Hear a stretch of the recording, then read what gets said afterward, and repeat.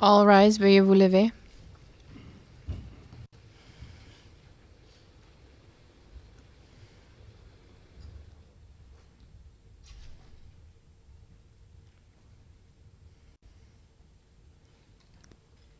Please be seated. Veuillez vous asseoir.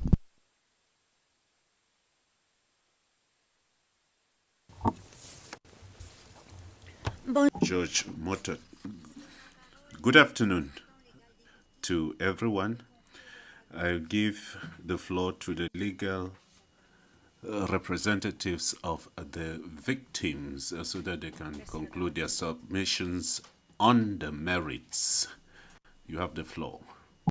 The pattern of repeated operational methods, including late-night raids, forced entry without warrants, victims shot at close range, similar post-incident police reports with consistent narrative of armed resistance, non-laban, planting of drugs and weapons, and the absence of genuine investigation demonstrates a systematic attack.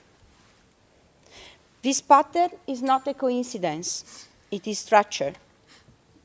The use of similar operational narrative and particular assertions of armed resistance demonstrate consistency incompatible with isolated acts.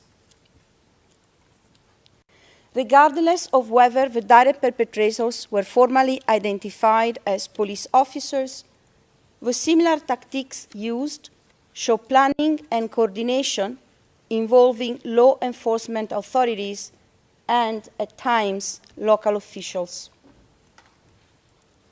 Killings were not carried out by rogue officials or by vigilantes operating separately from the authorities. The police involvement in the killings extended well beyond the cases officially acknowledged as death arising from by-bust operations. Furthermore, the government failure to arrest, let alone prosecute, a single police officer for their role in any of the war on drug killings that Duterte has encouraged, sent a clear message that the one responsible need not fear accountability and can act with impunity. There is no evidence that Mr. Duterte took any steps to prevent or punish the responsible for the murders. On the contrary, as his numerous public statements made clear, he discounted the legality of police actions, showing no inclination or intent to investigate alleged crimes. Mr. Duterte encouraged the police to carry out his anti-drug campaign and repeatedly stated he would protect them from prosecution. On 19 July 2016, at a fellowship dinner with his former law school classmates, Mr. Duterte said the police officer could carry out their war on drugs without worrying about being prosecuted. He stated, and I quote, "The president can grant pardon, conditional or absolute, or grant amnesty with the concurrence of Congress. I will use it, believe me," end of quote. During a press conference on 21 August 2016, he also explained that his promises to protect the police was one of the reasons why the war on drugs had become so bloody, and I quote, "Remember, I went in warning everyone.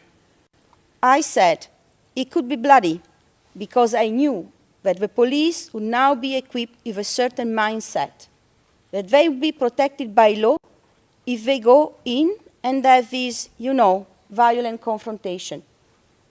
Because before, they were afraid of these human rights, and a lot of them lost their jobs because they couldn't even have a lawyer to defend themselves," end of quote. Mr. Duterte also warned human rights organizations not to file cases against police and army officers for extrajudicial killings, saying, and I quote, "I would like to say now they will never go to prison, not under my watch," end of quote.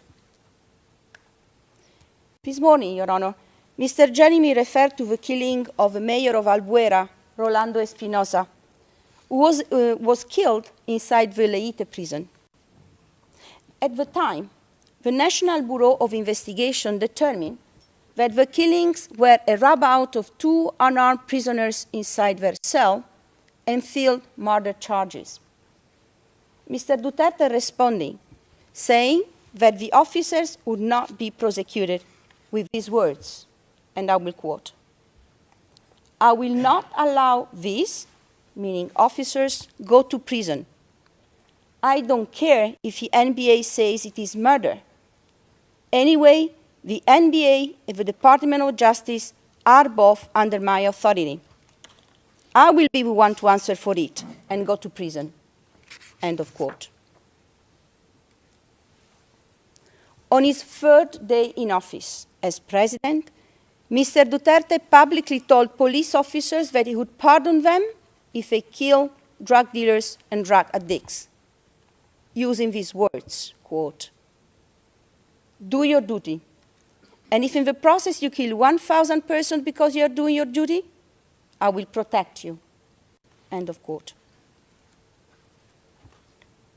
Given the prevailing perception of police impunity and the absence of effective investigations or prosecutions, in many cases victims did not file a complaint nor try to initiate criminal proceedings.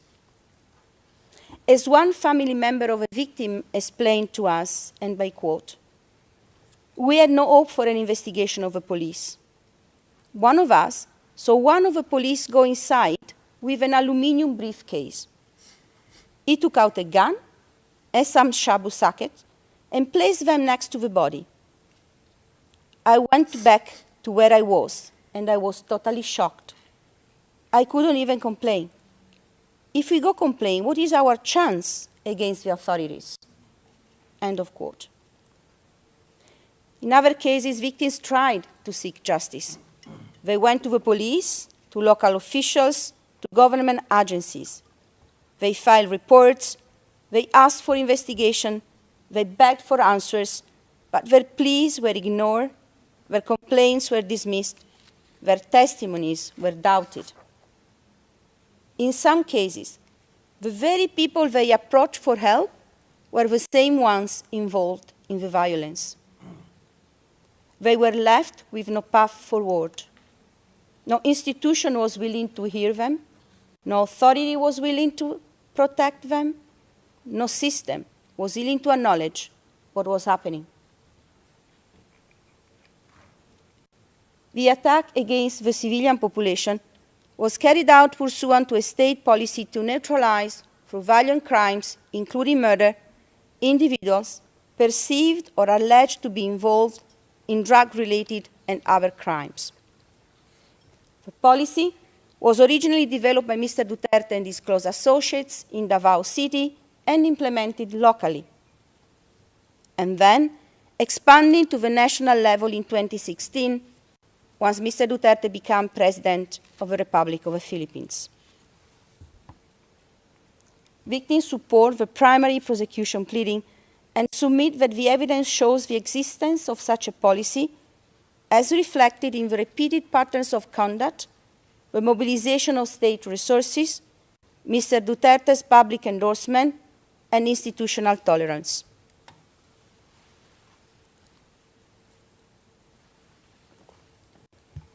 Mr. Duterte first ran for mayor of Davao in 1988 on a campaign to restore law and order in the city, the largest of the main southern island of Mindanao. At that time, Davao was known as the murder capital of the Philippines. Communist insurgents and government security forces gunned each other down and many civilians day and night on Davao streets and barrios. Mr. Duterte was Davao mayor for most of the years between 1988 and 2016. Local NGOs indicate that squad killings of alleged drug dealers, petty criminals, and street children in Davao City started sometimes in the mid-90s, during Mr. Duterte's second term. The group that claimed to be responsible for the killings was called Slugwon Sakatuan, or servants of the people, amongst other names. But soon the media, as you have also heard in these days, the media began referring to it as the Davao Death Squad. The Davao Death Squad killed hundreds. Mr. Duterte endorsed the killings as an effective way to combat crime, relishing his Duterte nickname and reputation. His active promotion of the killing of suspected drug offenders led to a sharp increase in such killings during his time as mayor.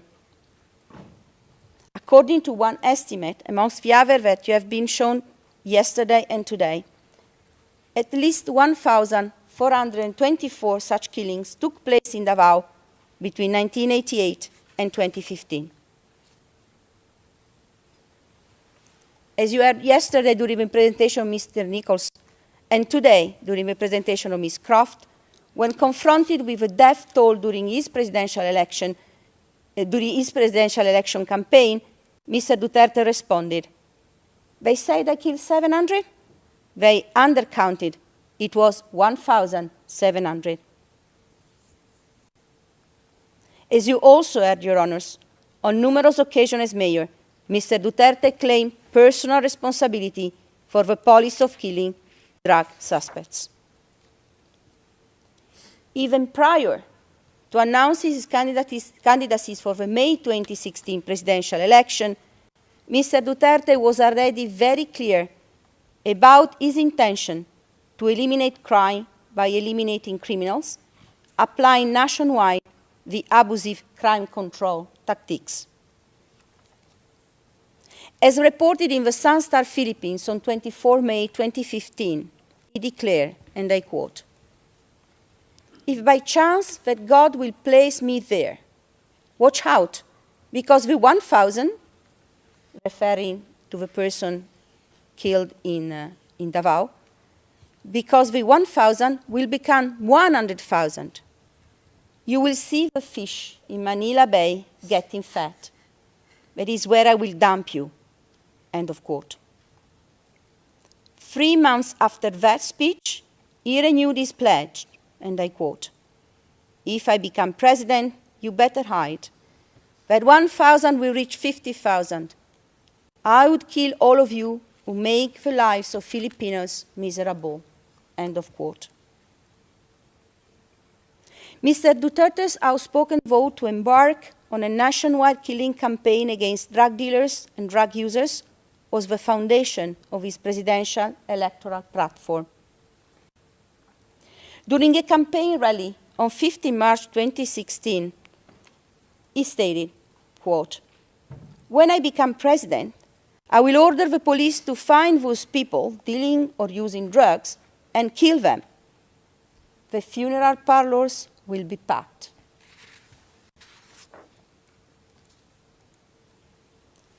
Following his election as president, as also explained this morning by Mr. Jeremy, on 9 May 2016, Mr. Duterte continued to declare unequivocally that his anti-drug campaign was focused on killing drug dealers and users.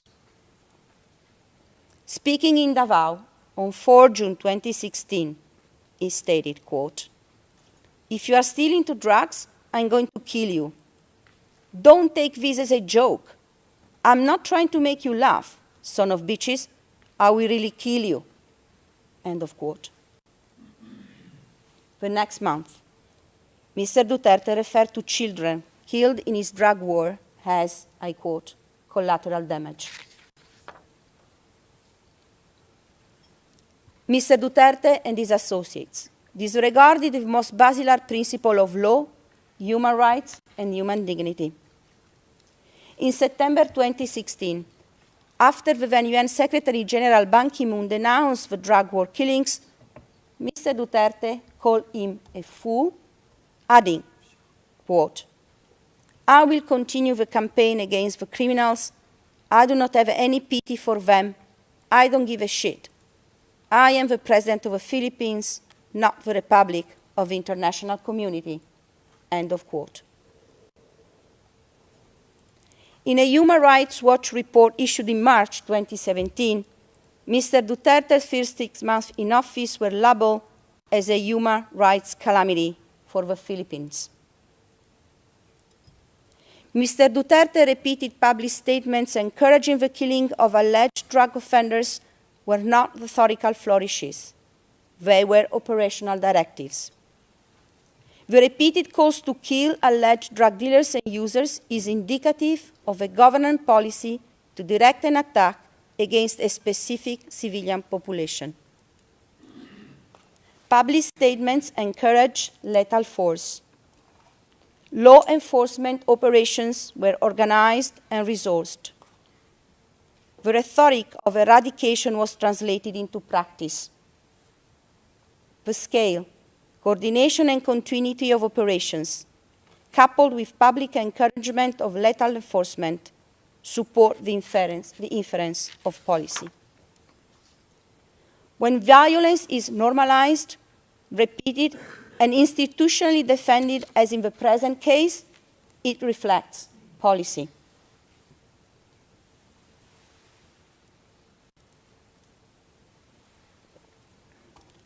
Turning to the alleged liability of Mr. Duterte.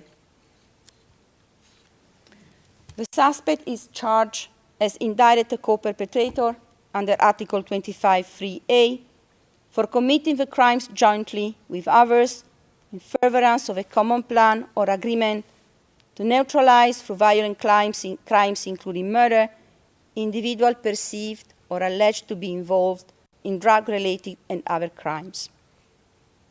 In the alternative, he is also charged under Article 25(3)(b) for ordering or inducing the Davao Death Squad and later the national network to commit the crimes, and under Article 25(3)(c) for aiding, abetting, or otherwise assisting members of the Davao Death Squad and later the national network to commit the crimes.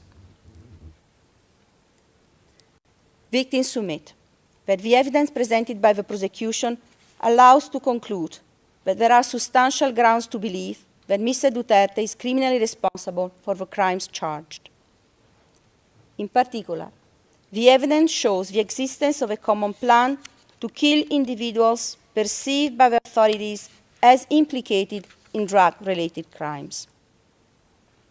The common plan originated in Davao in the late 80s when the suspect instructed members of the death squad, police officers and non-police hitmen, to conduct operations against the targeted individuals, provided funds and other resources to achieve the aim of the agreement. As already recalled, Mr. Duterte made unequivocal public statements encouraging police and civilians to kill alleged drug offenders. Such statements indicate an intent to use the country's law enforcement agencies to engage in murders. Mr. Duterte was proud of his achievements at the point that he put his method at the center of his presidential campaign. When elected president, he adopted the same method as in Davao nationwide and continued to state publicly and unequivocally that his anti-drug campaign would focus on killing drug dealers and users. Mr. Duterte relied on the support of the police, which he exercised effective control over, to execute the common plan. Their loyalty was reinforced through financial incentives, promotions, and the maintenance of a system of impunity. Mr. Duterte had full knowledge of the crimes. As the Chamber has already heard, on 15 March 2016 in Binigyang-diin, he announced that if elected, he would order police to locate and kill individuals involved in drugs, warning that funeral parlors would be crowded. On 7 May 2016, the final day of the campaigning for the presidential elections, Mr. Duterte made it clear that his threats were to be taken literally, and I quote, "All of you who are into drugs, you sons of bitches, I will really kill you. I have no patience, I have no middle ground," end of quote.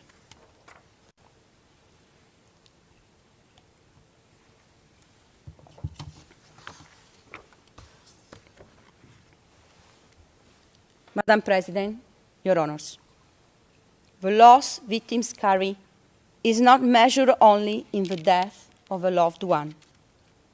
It is measured in the empty chair at the dinner table, the birthdays that will never be celebrated, the dreams that ended abruptly, and the futures that were taken from them. As one of the victims put it, and I quote, "My loved one was not perfect. None of us are. But he was a human being. He was someone's child, someone's parent, someone's partner. He deserved dignity, due process, and the chance to defend himself. Instead, his life ended without warning, without explanation, and without accountability. For many of us, the moment we learned of our loved one's death was the moment our own lives changed forever. We were left with questions that no one in authority would answer. We were left with fear that speaking out would put us in danger. And we were left with a painful knowledge that the institutions meant to protect us had failed us." End of quote. The trauma of these events did not end with the loss of life. It continues every day. Families were left to navigate grief while facing stigma and suspicion. Many were told implicitly or explicitly suspicion.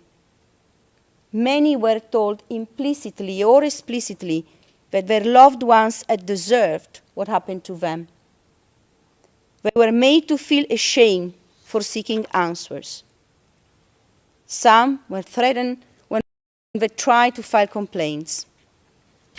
Others were told not to bother because nothing would come of it. Children who witness violence now struggle with fear.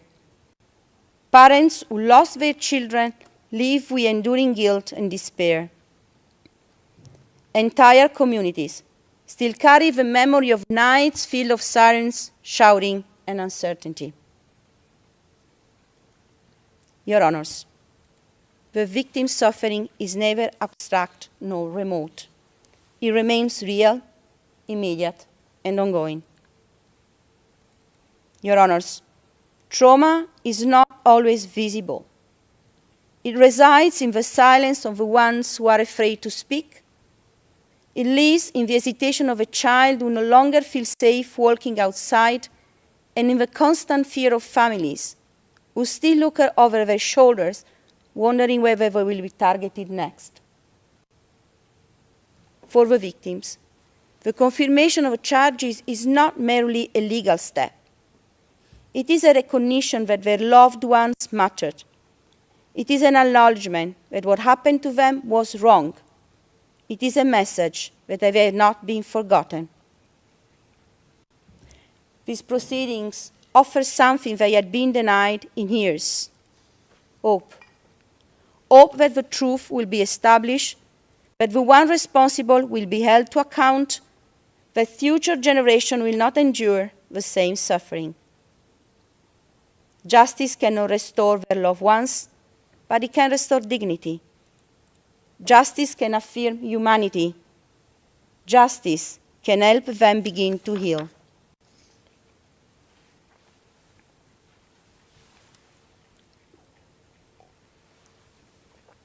Madam President, Your Honors, for the purpose of a confirmation of a charges hearing, the prosecution must demonstrate substantial grounds to believe that Mr. Duterte committed each of the crimes charged. Victims submit that the evidence presented by the prosecution meets this evidentiary standard. The confirmation of all charges is not only legally warranted, it is essential to the integrity of international criminal justice.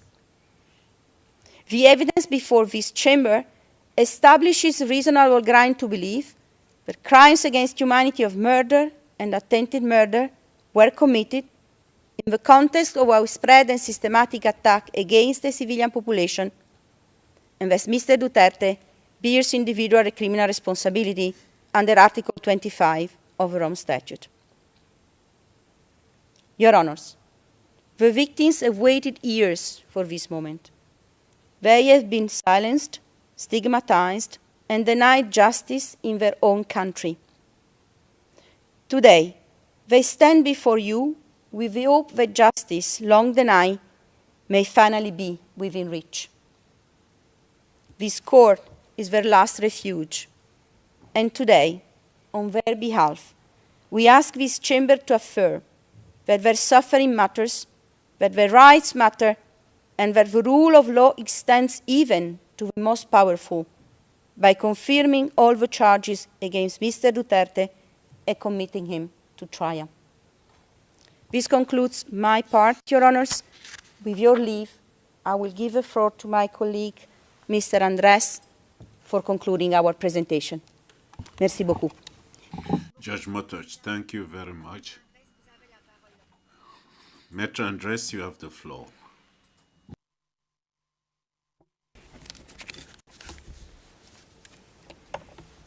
Madam President, Your Honors, I am Gilbert Andres.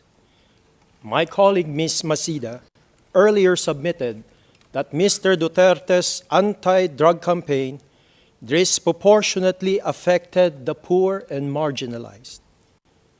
What were the conditions of the victims targeted by Mr. Duterte's anti-drug campaign? How poor and marginalized were his victims? The victims targeted by Mr. Duterte's anti-drug campaign were from low-income, high-density communities. In an urban setting, this meant that some victims live in an area of about 69,000 persons per square kilometer during the relevant period.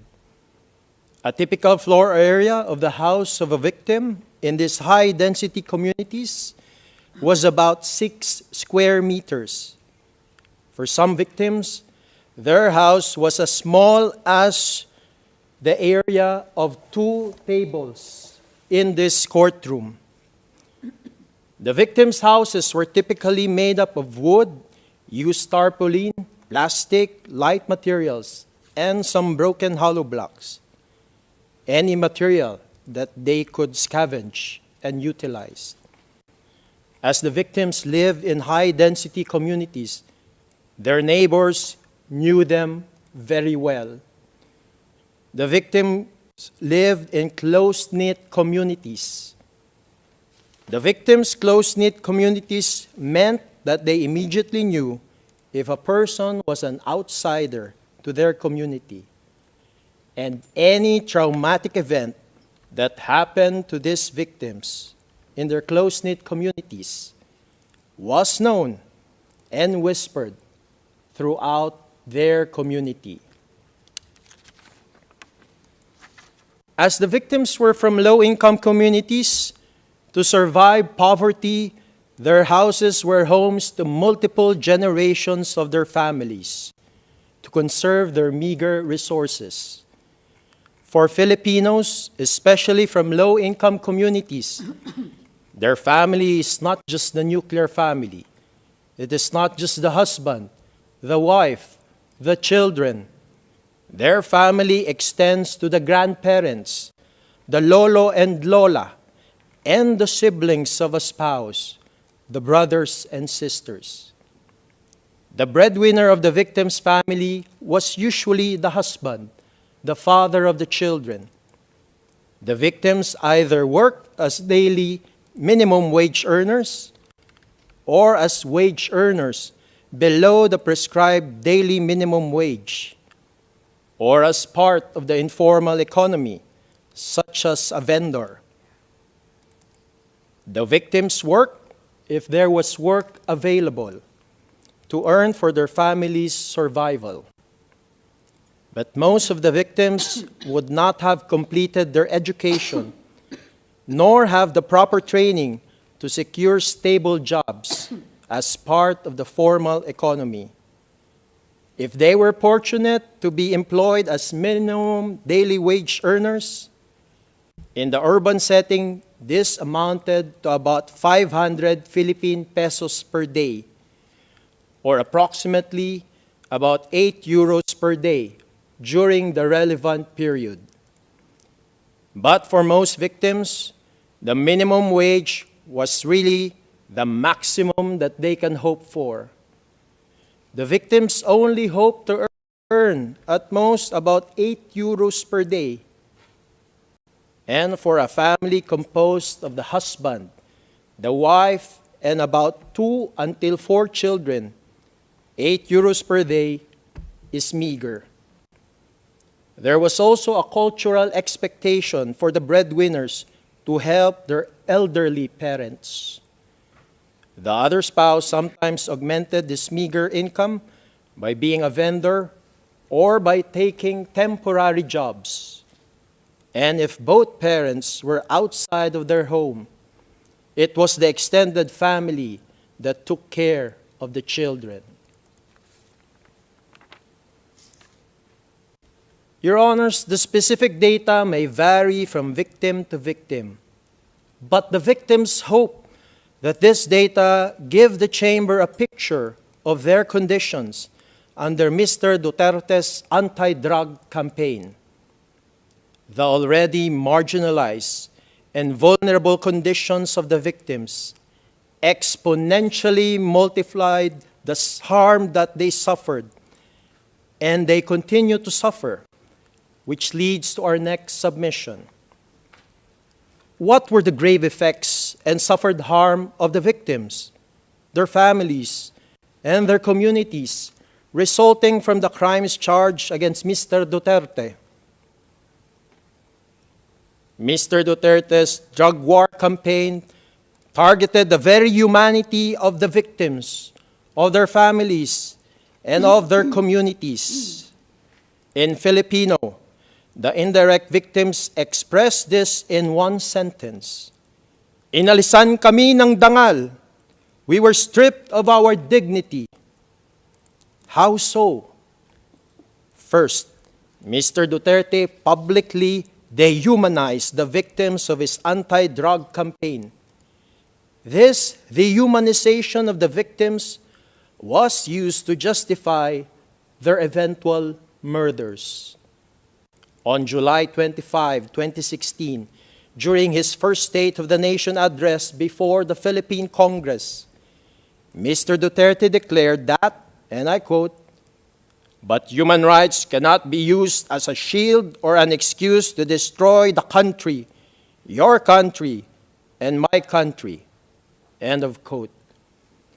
What was chilling was that this portion of Mr. Duterte's speech garnered the most applause from members of the Philippine Congress and the public gallery.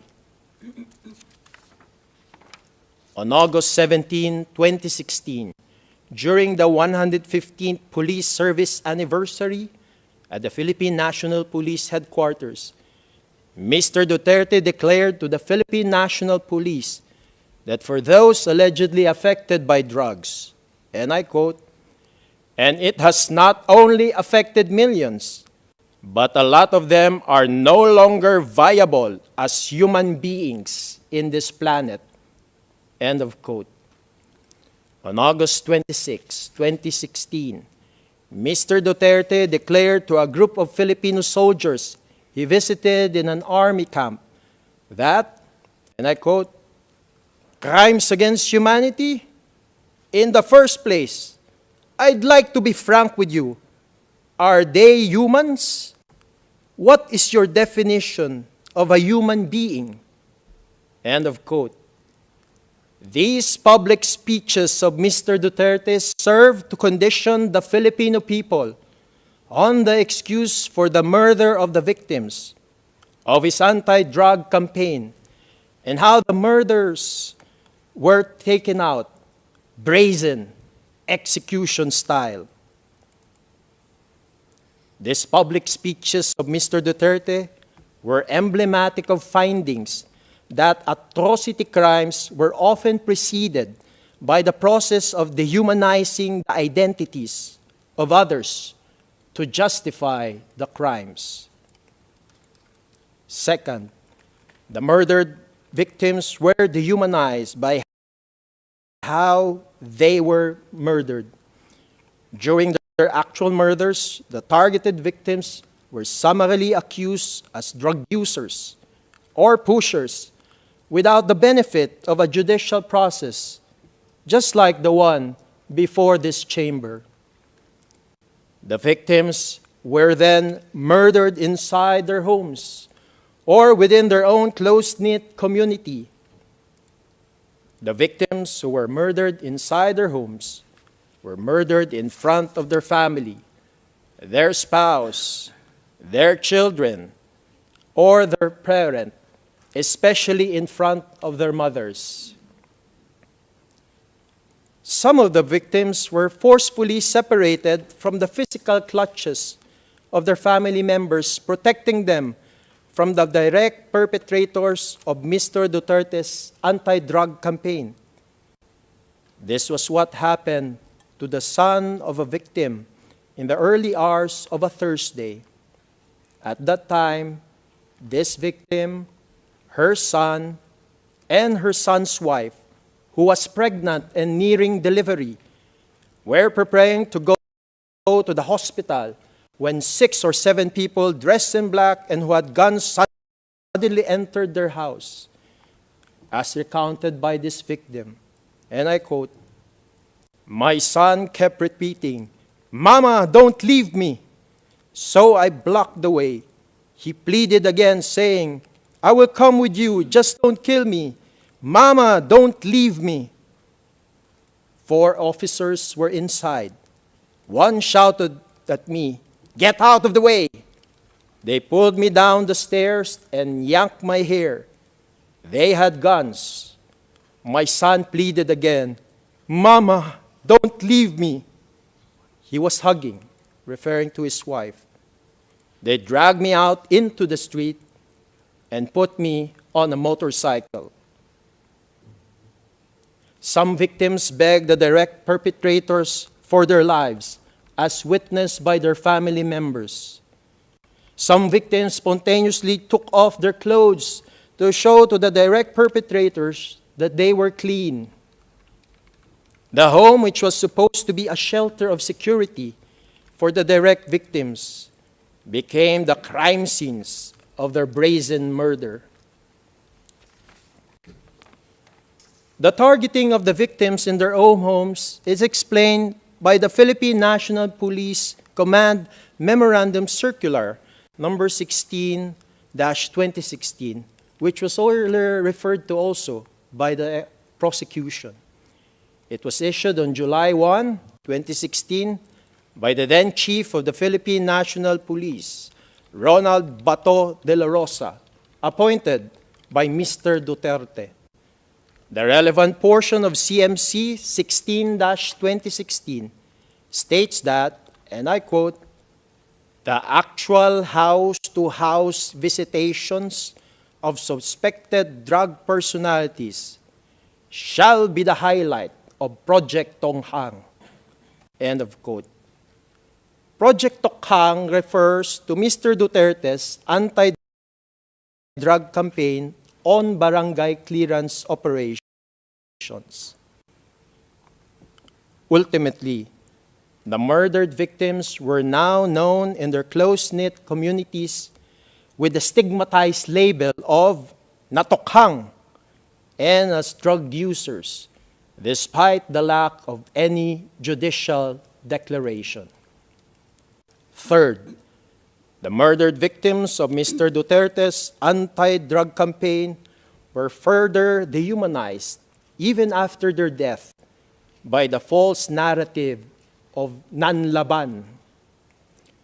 After the actual murder, the murdered victims were falsely portrayed as nanlaban, that they allegedly fought back against the police despite being the helpless victims.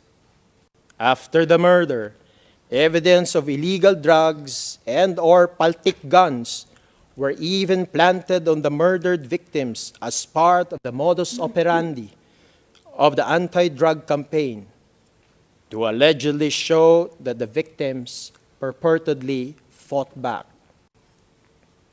Thus, the murdered victims were not only known as natokhang and as drug users, they were also now known in their close-knit communities with the false label of nanlaban, or someone who fought back.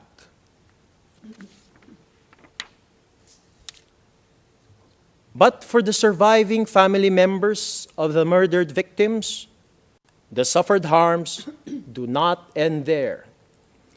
The extreme trauma brought by the sudden murder of the Tokhang victims was further carried over to their surviving family members. Some of the surviving family members were even imprisoned and charged with fabricated criminal complaints while they were still grappling with the trauma of the sudden attack and the murder of their loved ones. For the victim I earlier referred to, after her son was forcefully separated from them, she and her son's pregnant wife were both arrested and detained in a police precinct. While under detention, she was told to get her son from the morgue. But they were not actually released from detention.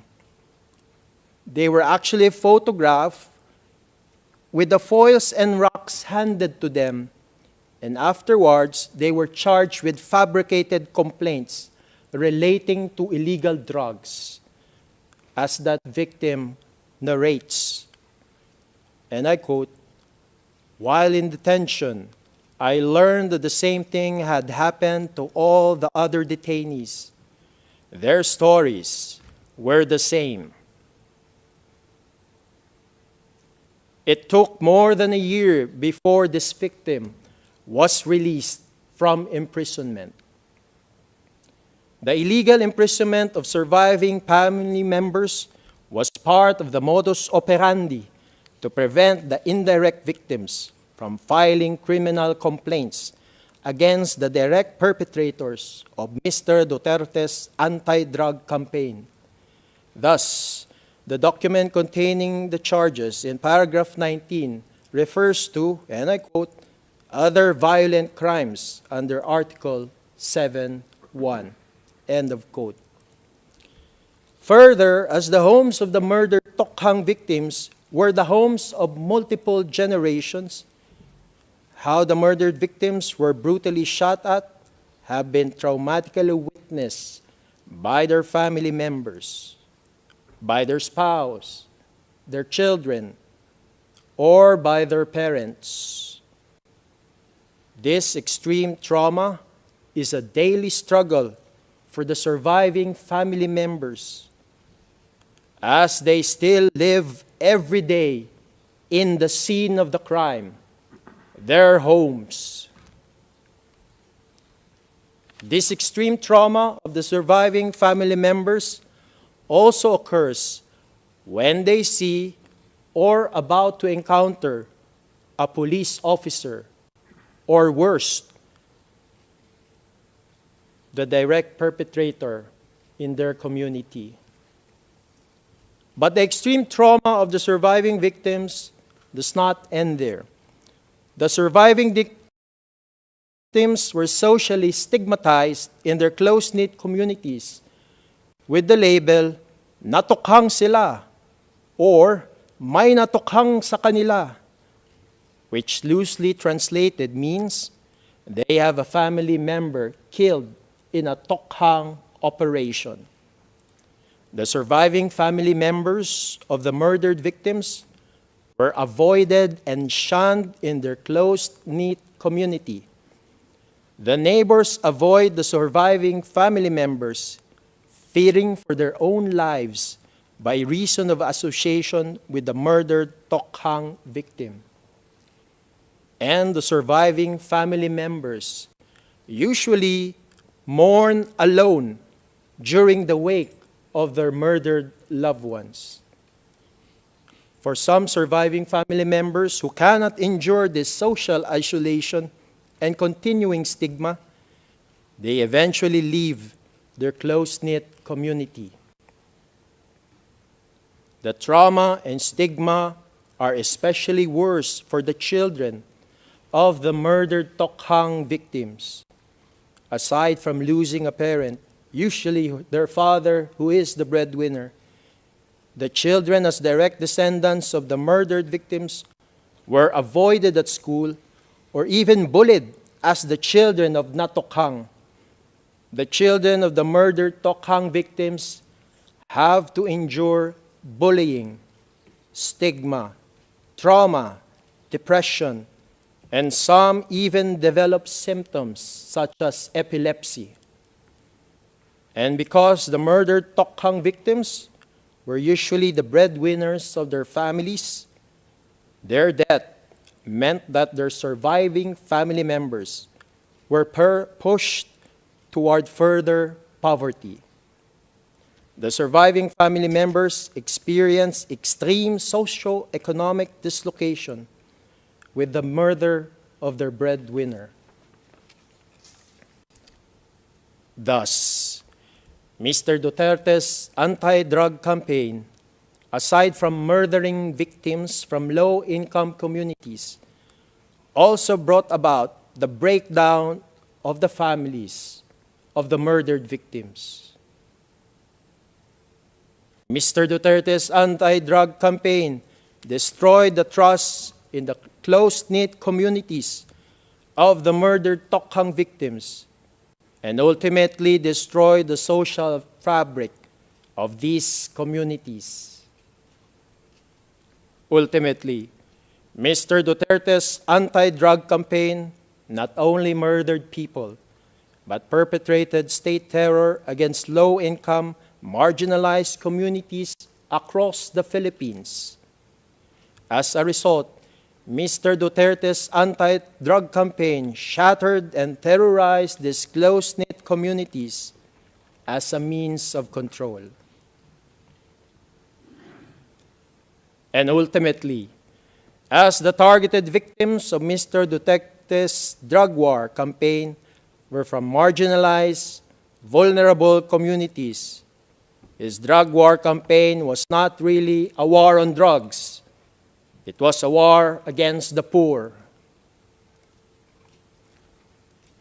And the continued stigmatization of the indirect victims, the surviving family members, still persists until now. The children of the murdered victims are still suffering psychologically, mentally, and socio-economically. Their widowed mothers and their extended families, the grandparents, usually the grandmother, or aunts or uncles, also bear the burden of providing for the children of the murdered victims. And some surviving family members are still being visited or watched by the direct perpetrators to check on them. Last, what do these proceedings mean to the victims? The proceedings before this chamber are being watched intently by the victims because they see it as their first step towards the truth and towards justice. There is still a culture of denial that subsists even in the close-knit communities where the victims reside.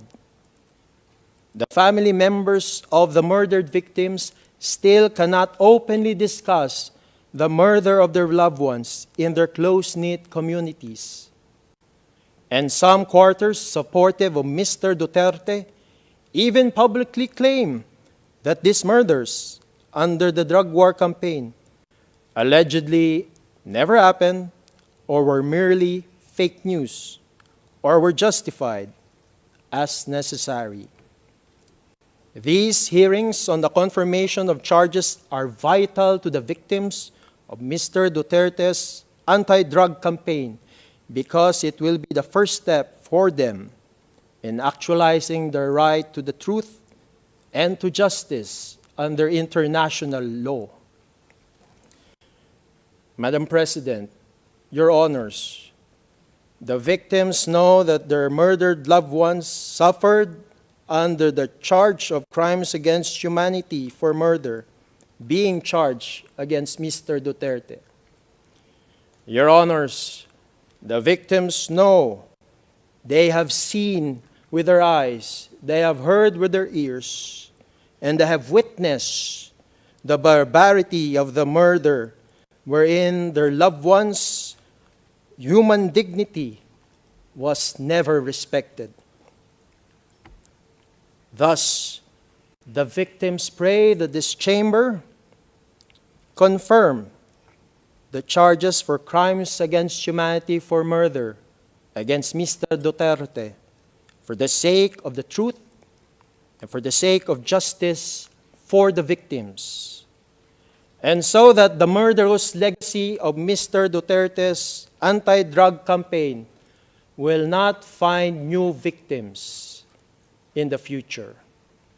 Madam President, Your Honors, thank you for your time and kind attention. This ends the submission of the common legal representative for victims. May it please the Chamber. Judge Motok.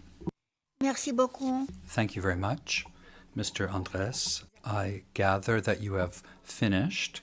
So this second day of our hearings has come to an end. In accordance with our schedule, the hearing is suspended until Thursday, 26 February at 10 in the morning.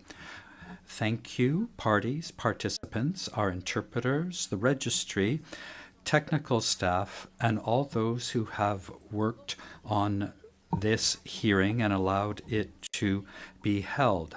I wish you a pleasant day, and we will see you on Thursday. The hearing is adjourned.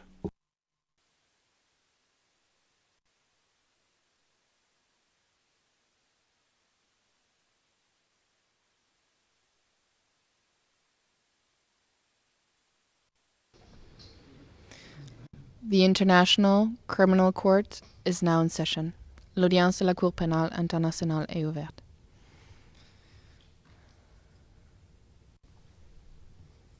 Please be seated. Veuillez vous asseoir.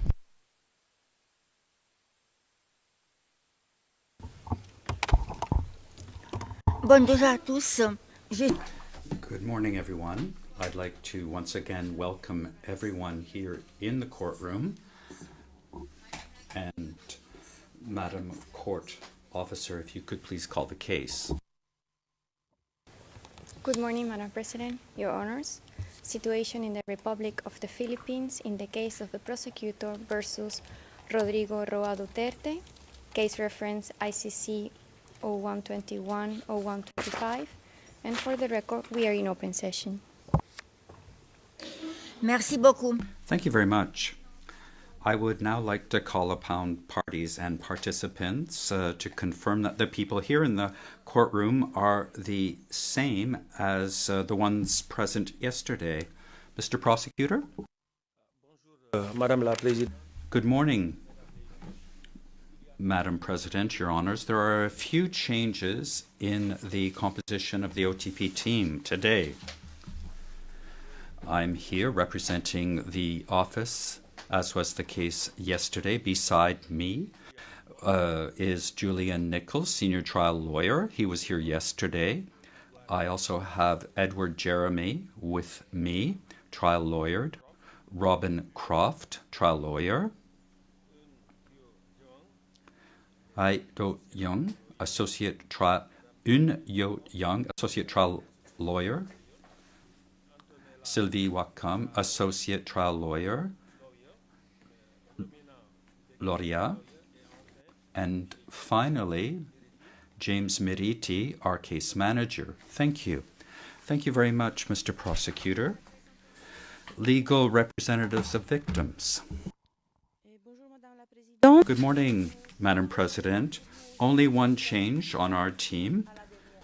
We have one change, a defection actually. One of our team members could not be with us, actually. Composition today, and we are once again ably assisted and supported by our Filipino colleagues in the gallery. Merci beaucoup. Thank you very much. Now, Mr. Prosecutor, you may now address the court regarding submissions on the merits. It is Mr. Jeremy who will be giving this presentation. Thank you, Madam President. Your Honours, dear colleagues, my name is Edward Jeremy, and over the next 45 minutes or so, I will focus on some of the evidence that demonstrates Mr. Duterte's responsibility for the crimes charged in counts 2 and 3. My presentation will comprise two parts. Part 1 will focus on the crimes charged in count 2, and as you know, this count relates to the murders of 14 so-called high-value targets. And part 2 will focus on examples of crimes charged in count 3. And this count relates to murders and attempted murders of 45 victims in the course of barangay or neighbourhood clearance operations. First, Your Honours, a brief introduction. As Mr. Nichols made clear yesterday, Mr. Duterte campaigned for the presidency that, on the basis that, if elected, he would implement his Davao model of killing on a national scale. And once sworn in as President of the Philippines on the 30th of June 2016, this is exactly what he did. One insider witness explained what applying the Davao model nationwide meant in practice, and this is tab 49. As we see on our screens, Evidence Channel 2, this witness stated, quote, "It means that he wants to apply how Davao addresses the drug problem in a national scope, the whole country. It means that zero tolerance on drugs. And what I understood is that we have to eliminate, neutralize drug pushers just as in Davao." And as we've heard, this Davao model also included the payments of rewards for such killings. And as President, Mr. Duterte expanded and replicated this Davao model across the Philippines, working together with many of the same people, his co-perpetrators, following the same plan and using the same methods. On becoming president, Mr. Duterte appointed his co-perpetrators from Davao, a number of whom Mr. Nichols introduced yesterday, to senior positions in the police and the government. And in these high-level positions, Mr. Duterte and his co-perpetrators had authority over thousands of state personnel, including those that formed the national network that the co-perpetrators used to carry out the charged crimes, as Ms. Croft will shortly describe in more detail. And Your Honours, central to this plan to carry out the charged crimes was the formal national anti-illegal drugs campaign in the Philippines. And this campaign was launched through a document titled Command Memorandum Circular number 16, 2016. This was issued by newly appointed PNP Chief Ronald De La Rosa on the 1st of July 2016, the first full day of Mr. Duterte's presidency. On our screens, we see the first and last page of this document, and this is tab 112 of our binder. We see that the subject is, quote, PNP Anti-Illegal Drugs Campaign Plan, Project Double Barrel. And we see it is dated the 1st of July 2016. On the first page, there are a series of supporting references for this memorandum. And the first foundational reference is the, quote, pronouncement of President Rodrigo R. Duterte to get rid of illegal drugs during the first 6 months of his term. And yesterday we heard multiple examples of the violent nature of those pronouncements and speeches. If we focus on the last page of this document, page 18, we see that the distribution list comprised the highest levels of law enforcement in the Philippines. And on the right side, we see it signed by Ronald M. De La Rosa, Philippine National Police, the PNP. And Your Honours, we'll look now at some parts of this document which essentially sets out general guidelines for the implementation of this project, Double Barrel. Focusing first on the execution of this project, Double Barrel, we see on in paragraph 5, now on our screens, as follows. The PNP intends to equally address illegal drug problems in the barangays and at the same time pursue the neutralization of illegal drug personalities, as well as the backbone of illegal drugs network operating in the country. And Your Honours will note the use of this word neutralization. While on its face, this word may be open to interpretation, insider witnesses provide evidence that within law enforcement within the Netherlands, within the Philippines, to neutralize meant to kill. And notably, one insider witness explained the significance of the use of this word neutralize in this command memorandum, and that's tab 54. And the witness stated as follows, quote, "They used the word neutralize to emphasize the kill order of President Duterte, because that is the promise of President Duterte even before the campaign." And Your Honours, the sprinkling of references to human rights in this document should be viewed in this context. Moving on to the concept of operations, this is set out on page 3 of this memorandum as follows, quote, "The PNP Anti-Illegal Drugs Campaign Plan, Project Double Barrel, will be conducted in a two-pronged approach, namely Project Tokang and Project HVT. The first prong or barrel, Project Tokang, focused on the clearance of the drug-affected barangays. And this relates to count 3, which I'll discuss shortly in the second part of my presentation. The second barrel, which relates to count 2, was Project HVT, or High Value Target, which I will focus on now.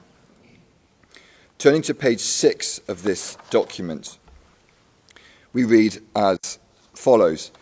Project HVT is a massive and reinvigorated conduct of anti-illegal drugs operations, targeting illegal drugs personalities and drug syndicates.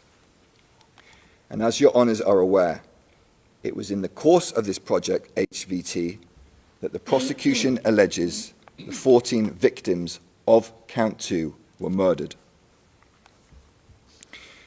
And many of the high-value target victims of count 2 incidents were included in charts and lists that Mr. Duterte showed during public, often televised appearances and speeches.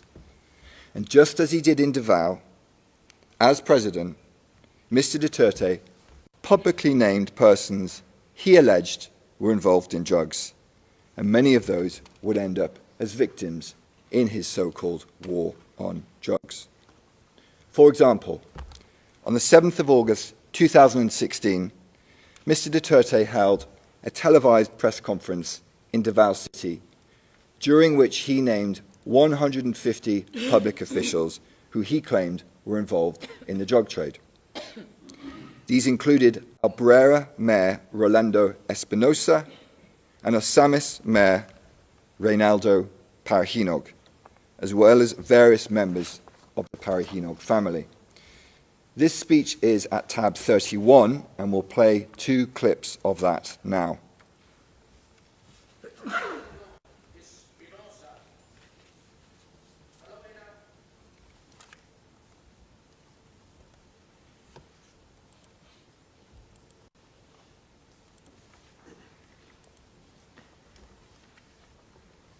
Rinaldo Parahinog, alias Andong, the mayor of Osamis City. Nova Princess Parahinog Chavez used to be the wife of, I think, Colangco. Yung poster boy doon sa blandi-blandi pambuhok. Hindi naman, tisoy. Alam mo ba siya magpunta, abangan ko kayo. Kasi wala na ako sa presidency, habang may baril ako. Wherever you go, I will be waiting for you, even if I'm no longer president, as long as I have a gun. And indeed, as your honours are aware, Mr. Duterte did not need to wait long. On the 5th of November 2016, Mayor Espinosa was murdered. That's charged incident 13. Then, on the 30th of July 2017, Mayor Parahinog, together with a number of others, was also murdered. That's charged incident 14.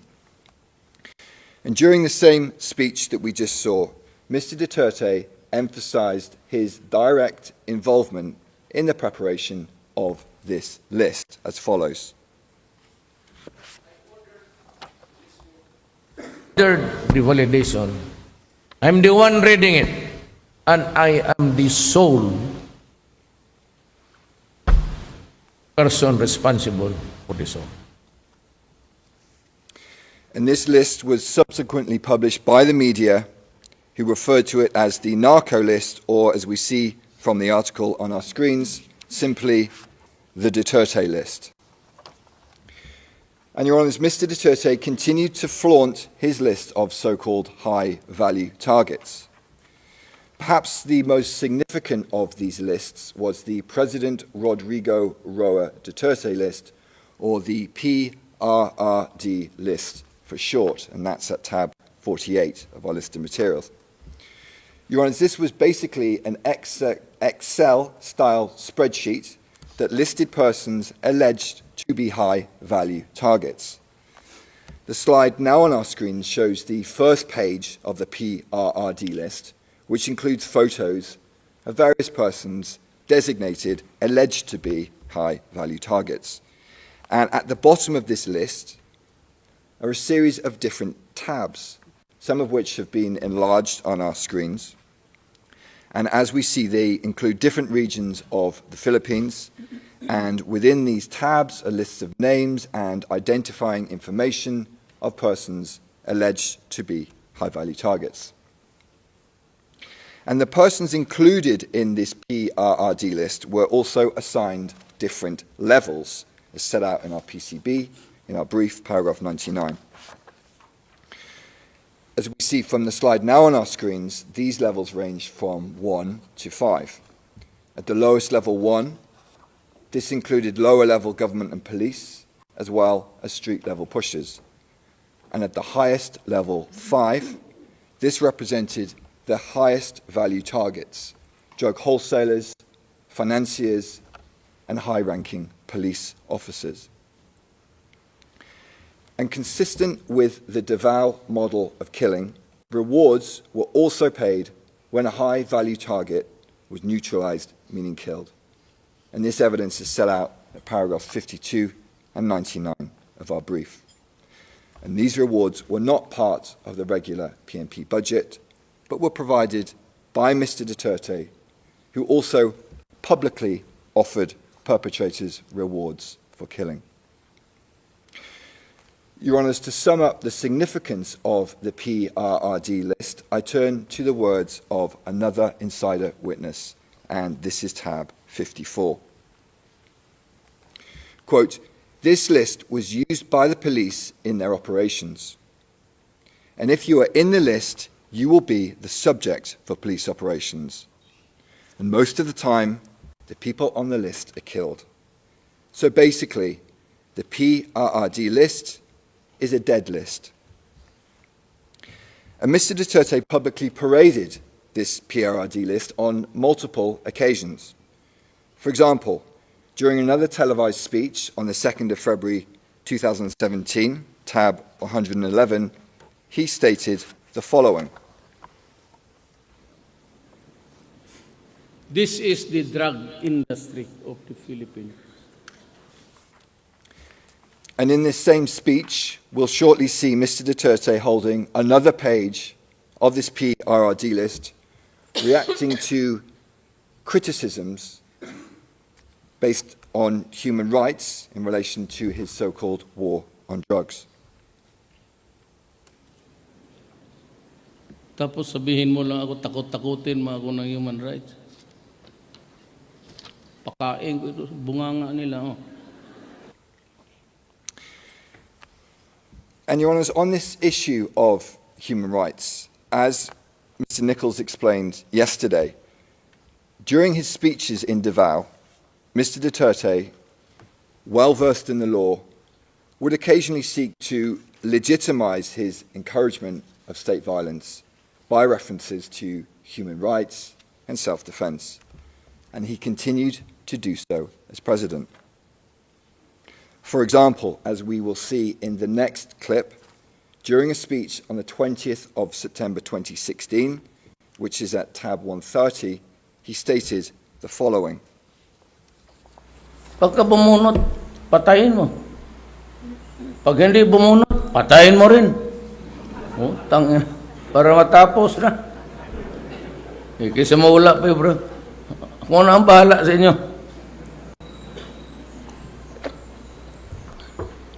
Itaga ninyo ito sa puso ninyo.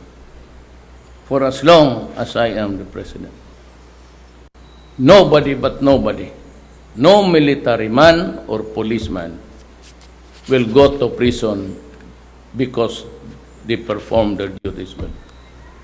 Ako ang mapakulong sila. Sabihin mo lang, utos ni Mayor yun. So that was Mr. Duterte's message to the military and to the police. Kill, whether or not your target pulls a gun, and I will protect you. And Your Honours, as we will now hear, during the same speech, in case there was any doubt, Mr. Duterte made it very clear that this promise of protection related not only to lawful killings. For as long as there is that power to pardon sa Konstitusyon, yan ang weapon ko against crime. Magmasakir kayo ng 100, di ba? 100 din kayo, edi pardon lahat eh. Restored to full political and civil rights, plus a promotion to both. And Your Honours, as was so often the case, Mr. Duterte's message was repeated and amplified in the media, as we see in the next slide, which is tab 88, which reads as follows, quote, Duterte to troops, massacre criminals, I'll promote you.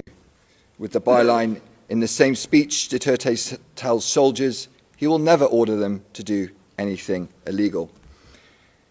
And this was the pattern, Your Honours. Out of one side of his mouth, quietly, occasionally, he would speak about self-defense. This was Mr. Duterte, the lawyer, keenly aware of his own legal jeopardy, especially once he was no longer president. And out of the other side of his mouth, loudly, frequently, he would say, kill, and I will protect you, I will pardon you, and I will promote you. And this was Mr. Duterte, the strong man president who orders the murders of drug lords and alleged criminals. And as the charged incidents demonstrate, Mr. Duterte's co-perpetrators, as well as the police on the streets, understood his message to kill loud and clear. As an example, Your Honours, I'll focus briefly now on incident number 13.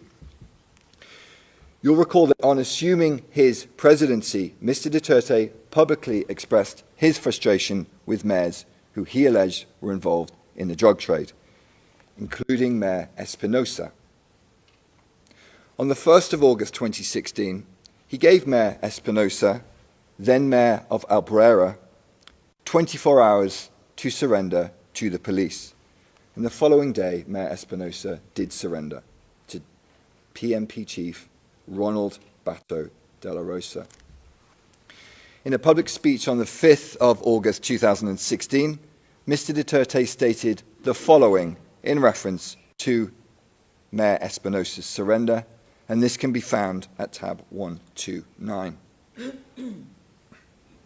Problema niya ay yung mayor ng Albuera. Mabuti, nakaabot siya doon kay Bato na pinahanap ko, shot on sight, parang aso. Eh, ang tingin ko talaga sa inyo, kayo, parang aso. And on around the 5th of November 2016, a few months after Mr. Duterte had him tracked down like a dog, Rolando Espinosa was murdered while in detention in Leyte Provincial Jail, together with another man, Raul Yap. According to the PMP's official narrative of this incident, there was a shootout between Espinosa and Yap and officers who attempted to serve search warrants on them while in prison. By contrast, the evidence demonstrates, as set out in paragraphs 107 to 110 of our brief, that these men were murdered in their prison cells in a coordinated operation involving various state agents. CCTV was disabled, guns were planted in their cells, rewards were paid.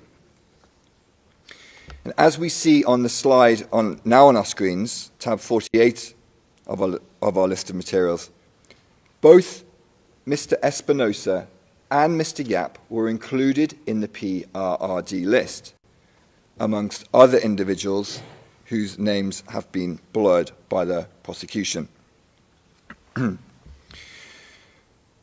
Rolando Espinosa in the upper row is recorded as a mayor and alleged to be a drug lord, indicated as level 4. And Raul Yap in the lower row is also alleged to be a drug lord, listed as level 3. The arrest of both men is noted, and this is shown on the right side. Then separately, it is noted that they were neutralized. And in a further indication that to neutralize meant to kill, as we see here, it is only on the date of their death, the 5th of November 2016, that they were noted as neutralized. Additionally, in the tab of the PRRD spreadsheet labeled high-value targets, now visible on our screens, there is a photo of Mayor Espinosa. He's the person in the yellow T-shirt in the second row on the far right side. As you can see from the enlarged photo, he's been crossed out in red, which, as a witness confirmed, indicates that he had been killed. And if your honours look closely at this list, you'll see it appears to be the same list that Mr. Duterte held during a speech on the 2nd of February 2017. And for reference, these are tabs 48 and 111. And your honours, following these murders, Mr. Duterte continued his public threats. For example, on the 9th of February 2017, he stated publicly that mayors involved in illegal drugs should resign or face death. We'll play an extract of this speech, which is at tab 132 now. Tatawagin ko yung mga mayors, ilak ko, noong kami lang. Sabihin ko talaga sa kanila. Ayun, ganong kakapal yung pinakita ko sa inyo. Hanapin mo yung pangalan mo dyan, mayor. Tangina, pag nandyan yung pangalan mo, may problema pa. Talagang papatayin kita. Mr. Duterte's message to the mayors could not be clearer. If your name is in my list, then I'll kill you. And in case anyone watching this speech has any doubt about his intentions, Mr. Duterte goes on to comment on extrajudicial killings. And as he does so, your honours will note the nonchalant, casual manner in which he draws his finger across his throat. Let's play the video. Wala akong ano, ako talaga ang wala akong maipagyabang. Kaya ginadaan ko na lang sa extrajudicial killing. And in this opulent, gilded presentation room, the officials laugh along with their president while he boasts about his skills in extrajudicial killing. And outside, on the streets of the Philippines, the bodies pile up. The evidence from one data set shows that as at the date of this speech, 9th of January 2017, almost 1,500 people had been killed in Mr. Duterte's so-called war on drugs, and that's paragraph 73 of our brief. A few months later, in an April 2017 speech, which I won't play, but is a tab 134.2, Mr. Duterte called the deceased Espinosa a, quote, son of a bitch, and after citing multiple allegations of murders by the police, he said he would pardon and reinstate any convicted police officer with a, quote, promotion to ranks higher, end quote. Your Honours, I move now to the second part of my presentation, the murders and attempted murders committed during the barangay clearance operations. And these operations were covered by the first barrel of Project Tokang, which we looked at earlier. We'll briefly return to this document, CMC 16-2016, and the overview of the two barrels. As the slide on our screen shows, the stated aim of Project Tokang, just focusing on the first sentence, was, quote, accelerating the drive against illegal drugs in affected barangays, end quote. And in practice, Your Honours, this meant murdering some of the most vulnerable members of Filipino society. As witnesses stated, the poor were often targeted because they were the ones least likely to file complaints against the police. To quote one witness on our next slide, he stated, "It was said that the ones that we had to do the Tokang operation on had to be poor. Those who do not have the means to file a complaint or to complain." And similarly, another witness stated the following: "Based on what we've seen here in the Philippines, the people that were killed or could be killed were the poor, people with no means, simple people who were not able to file charges against them." Your Honours, Project Tokang operations were implemented across the Philippines in a number of ways, as set out in paragraph 75 of our brief. And these operations frequently followed the same modus operandi as we also set out in paragraphs 33 and 114 of our brief, which was as follows. A target was identified, often through the use of lists, such as barangay lists or police station watch lists.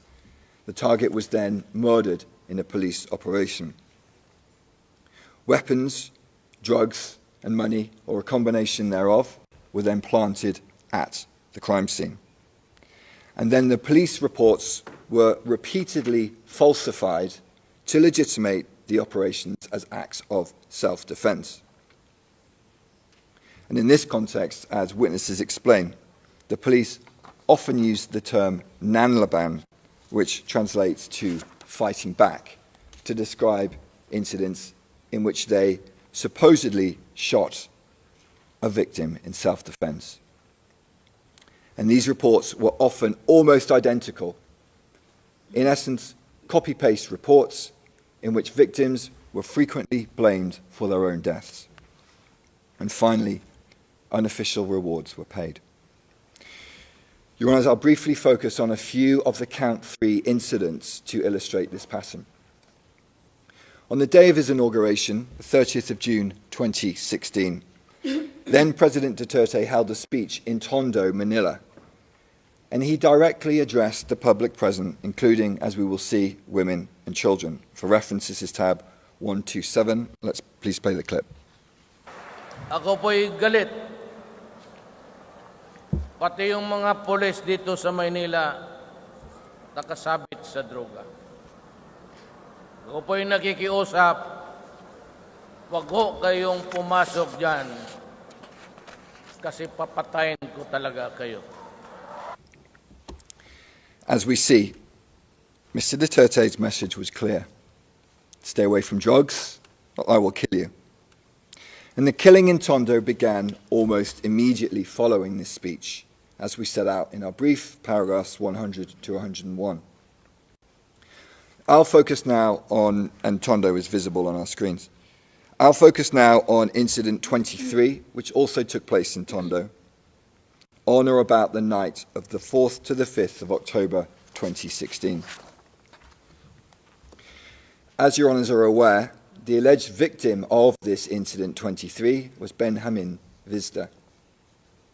And we'll shortly see a video which shows Mr. Vizda just before midnight in a vest, in handcuffs, forced onto a motorbike. And as he's been driven away, we see women and children chasing after him, no doubt terrified about what would happen next. And around 20 minutes later, Your Honours, Mr. Vizda was dead, shot multiple times in the head by police officers. A witness described the scene, and Your Honours, the next slide will be a graphic image. And for reference, this is tab 77. The witness stated, quote, the victim was lying on the street in handcuffs and was dead. He'd been shot in the head 7 or 8 times, end quote. The official account of this incident was recorded in a police report known as a Spot Report, dated the 5th of October 2016. This is tab 65. And this report, an extract of which is on the screen, stated that Mr. Vizda was killed by the police in self-defense after he snatched the firearm of a police officer while he was on a motorbike, while wearing handcuffs, and he shot at the police but missed. Your Honours, as demonstrated by the evidence in paragraph 126 of our brief, this narrative is false. Benjamin Vizda did not fight back. He was murdered. Your Honours, Project Tokang was also carried out through one-time, big-time, or OTBT operations. And these were large-scale, high-intensity police operations that often resulted in multiple murders. And one such operation took place in Bulacan, shown on our screens, between the 15th and the 16th of August 2017. In August 2017, the police made a press release regarding their recent operations, which noted that 32 people were killed by the police in simultaneous one-time, big-time operations from the 15th to the 16th of August 2017. This press release, which can be found at tab 108, is visible on our screens. In the headline, we read, quote, 32 killed, 107 arrested, as firearms, grenades, and numerous illegal drugs were seized in Bulacan, PMP, simultaneous big-time operations. And focusing, Your Honours, on the paragraph at the bottom of the screen, we see that the deaths of these 32 people were recorded as, quote, significant results, end quote, of the, quote, intensified campaign against illegal drugs, otherwise known as Project Double Barrel Reloaded, end quote. And this was essentially a reinvigorated version of Project Double Barrel, as set out in our brief footnote 37. And the press release goes on to name the 32 victims of this operation, which included 3 victims who are victims of charged incidents 28 and 29 in this case, who were murdered, consistent with the pattern of the other incidents in count 3, as set out in paragraphs 131 to 132 of our brief. Your Honours, 32 individuals killed by the police in Bulacan in a 24-hour period. You would imagine this would be a major national incident. So how did Mr. Duterte react to this shocking news? Let's hear what he said, and for reference, this is tab 147. Yung namatay daw kanina sa Bulacan 32, yun yung massive raid. Ganda yun. Makapatay lang tayo ng mga another 32 every day, then maybe we can reduce the what is this country. So that was the President's message in response to the death of 32 Filipinos in a single day. He essentially said to the police, well done, keep going, let's kill another 32 every day. And, Your Honours, in this context, as you would expect, the killings went on and on. This phase of one-time, big-time operations continued until around the 18th of August 2017, resulting in many more deaths. As one witness stated, quote, "It was hunting season, a killing spree," end quote. And that's at tab 77. And on the evening of the 16th of August, in the midst of this killing spree, perhaps at the same time as Mr. Duterte's speech in Bulacan, a 17-year-old child named Kian de los Santos was murdered in Caloocan, the location of which is marked on our screens. And this is charged incident 30. As usual, the police claimed that Kian de los Santos shot at them and they were forced to shoot him dead in self-defense. Another victim blamed for his death. As set out in our brief, paragraph 133, this account is contradicted by CCTV footage showing police dragging the child across the ground, and other evidence shows that after pleading for his life, he was shot twice in the head. And the next slide is a graphic image, Your Honours, and that's tab 151. On our screens, we see the tragic image of the body of the 17-year-old child, Kian de los Santos. And as noted in our brief, paragraph 56, this brutal murder led to a massive public outcry across the Philippines. And in these circumstances, exceptionally, the direct perpetrators of these murders were prosecuted and they were imprisoned. And in the face of this public outcry, Mr. Duterte was forced to temporarily withdraw police from drug operations from the 10th of October to the 4th of December 2017. And this led to a reduction in the frequency of killings. In announcing this temporary withdrawal, Mr. Duterte sarcastically stated that he hoped that this would satisfy, quote, bleeding hearts and the media, end quote. And in this way, he publicly communicated that this was not a genuine effort to prevent crime, but rather a temporary attempt to placate public criticism. And less than 2 months later, Mr. Duterte decided to once again scale up operations. He ordered the PNP back into the campaign, and the killings once again intensified. And, Your Honours, regrettably, children continued to be the victims of these killings. Your Honours will recall that at the very start of his presidency, Mr. Duterte gave a speech in Tondo, and we saw a part of it earlier. This is tab 127 on our list of materials, and we'll watch another portion of that speech now. Yung mga adik ho dyan, kayo na lang ho ang pumatay. Kung anak niya, ikaw ang pumatay.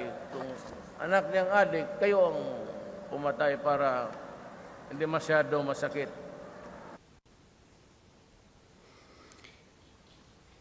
If it's someone's child, be the killer yourself.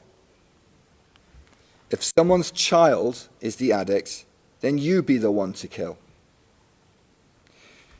Your Honours, it's worth pausing here, taking a step back and reflecting on what we are seeing and what we are hearing. This is the President of the Philippines, the Commander-in-Chief, the most powerful man in the Philippines, He's pointing directly at the crowd, and he is telling them to kill someone else's child. Kill them, not because they are an alleged drug lord, not even an alleged criminal, but simply because they may have an addiction to drugs. And this is an example, perhaps, of what the defense described yesterday as Mr. Duterte speaking, quote, openly from the heart, sincerely and truthfully, end quote. And that's transcript 4, page 37, lines 15 to 16.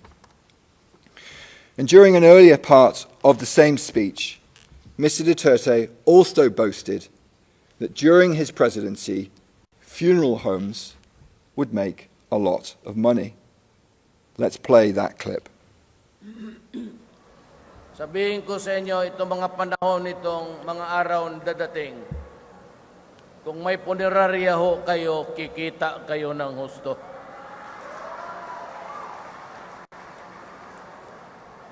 Tayo ko yung mga small time na punerarya dito, doon. At sigurado hindi kayo malugi.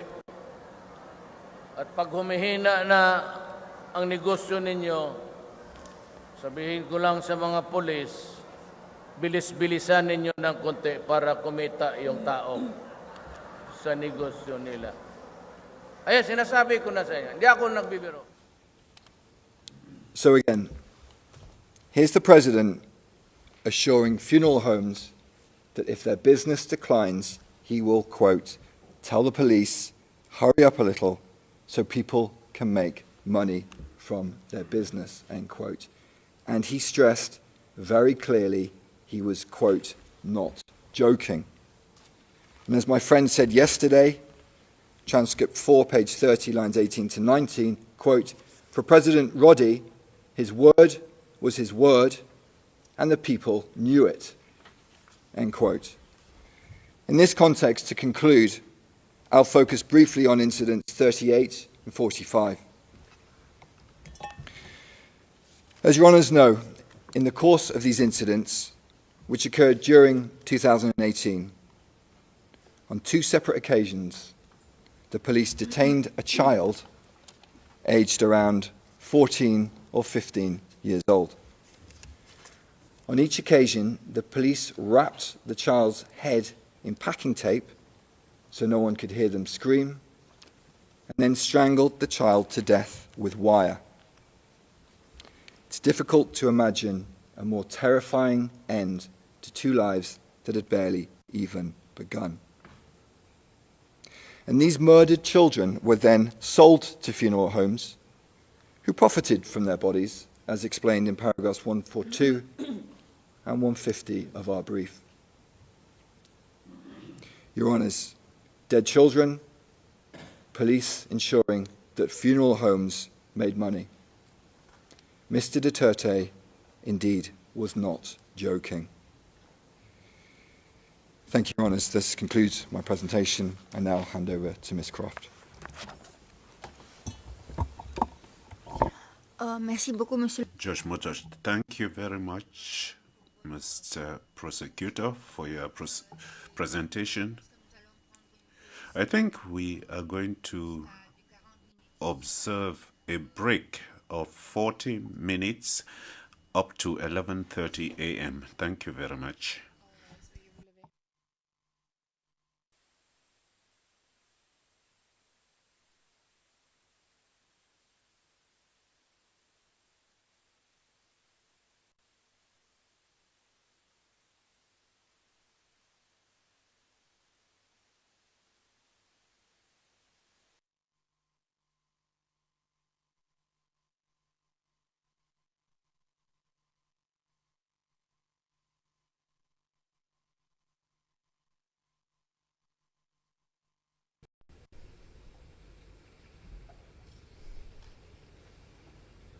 Please be seated. Veuillez vous asseoir.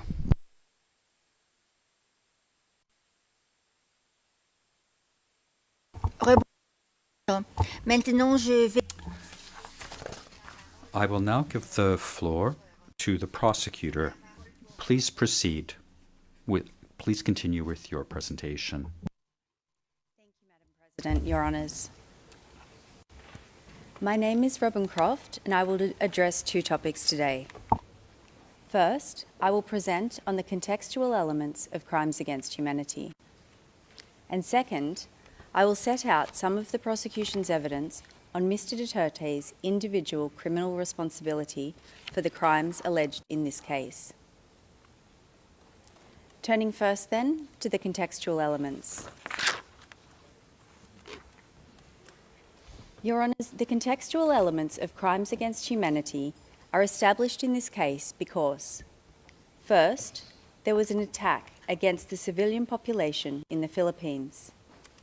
The attack targeted civilians alleged to be involved in drug-related crimes and other forms of criminality. The Rome Statute crimes alleged in this case formed part of that attack. Second, the attack was widespread and systematic. And third, the attack was carried out pursuant to, or in furtherance of, a state or organisational policy. This policy was to neutralise alleged criminals in the Philippines through violent crimes, including murder. The evidence establishing the contextual elements are set out in paragraphs 71 to 86 of our pre-confirmation brief.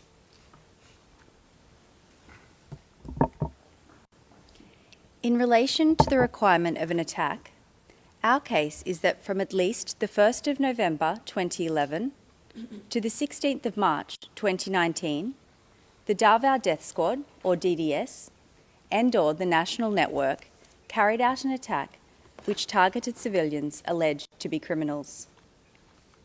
Your Honours have heard from my colleagues how from 2011 until 2016, the attack was concentrated in Davao City.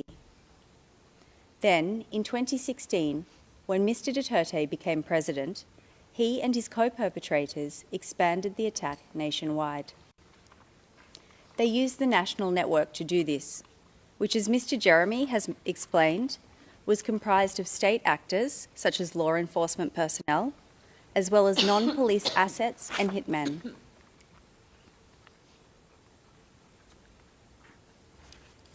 Your Honours, the locations of the murders contained in counts 1 to 3 of our document containing the charges are indicated on the map on your screens. They include 76 murders, which themselves satisfy the threshold of multiple acts making up a course of conduct. However, as Mr. Nichols has noted, the crimes in count 1 to 3 are representative and emblematic of a larger killing campaign. And the prosecution relies on a range of evidence to establish that the attack was made up of thousands of killings and other violent crimes under Article 7.1. This evidence includes datasets and the statements of documentation actors, the evidence of insider witnesses, expert analysis, and the admissions of Philippine state agencies in their public reporting. I will take your honours through some of this evidence now. During Mr. Duterte's mayoral period, hundreds of civilians alleged to be criminals were killed in Davao City. On your screens is a chart with data on extrajudicial killings in Davao based on public reporting. The data is recorded at tab 116. It shows that between 2012 and 2015, there are at least 274 extrajudicial killings in Davao City. This data is corroborated by DDS insider witnesses. Several DDS witnesses say that they each killed hundreds of alleged criminals while with the DDS. Your Honours can see on this slide quotes from one DDS witness. They estimate that, I quote, between 1,500 and 2,000 people, end quote, are buried at Laud Quarry. The quarry was only one of several places that the DDS dumped bodies in and around Davao. That's at tab 37. This witness said that they personally killed hundreds of people. They described their job as with the DDS as being, quote, just to kill small criminals, petty criminals. Out of the almost 300 people that I have killed, I never actually got to kill a drug lord, end quote. That's at tab 34. This witness's words make it clear that the target of the attack was people alleged to be criminals in Davao. Your Honours, another DDS witness who also killed hundreds of people said that the DDS targeted, I quote, suspected criminals in Davao City, including shabu users and pushers, end quote. That's at tab 58. Your Honours, as you have heard previously, Mr Duterte has himself publicly admitted that he killed around 1,700 people while he was mayor of Davao City. I quote, "They say I killed 700, they undercounted. Around 1,700, end quote. That's at tabs 10, 10.1, 10.2. This evidence, the data collected by independent organisations, the statements of insiders on the hundreds of people that they have each killed, and Mr Duterte's own admission of having killed 1,700 people while mayor of Davao, all show that the attack was widespread in the mayoral period. And the attack continued to be widespread after Mr Duterte became president, when it expanded across the country. The victimisation expanded, with the hundreds killed during the mayoral period becoming thousands in the presidential period. Your Honours can see a map of the Philippines on the slide. The colours which will emerge show the locations and density of the killings in the anti-illegal drug campaign. Purple dots indicate an area with 1 to 10 killings, while yellow indicates 500 killings.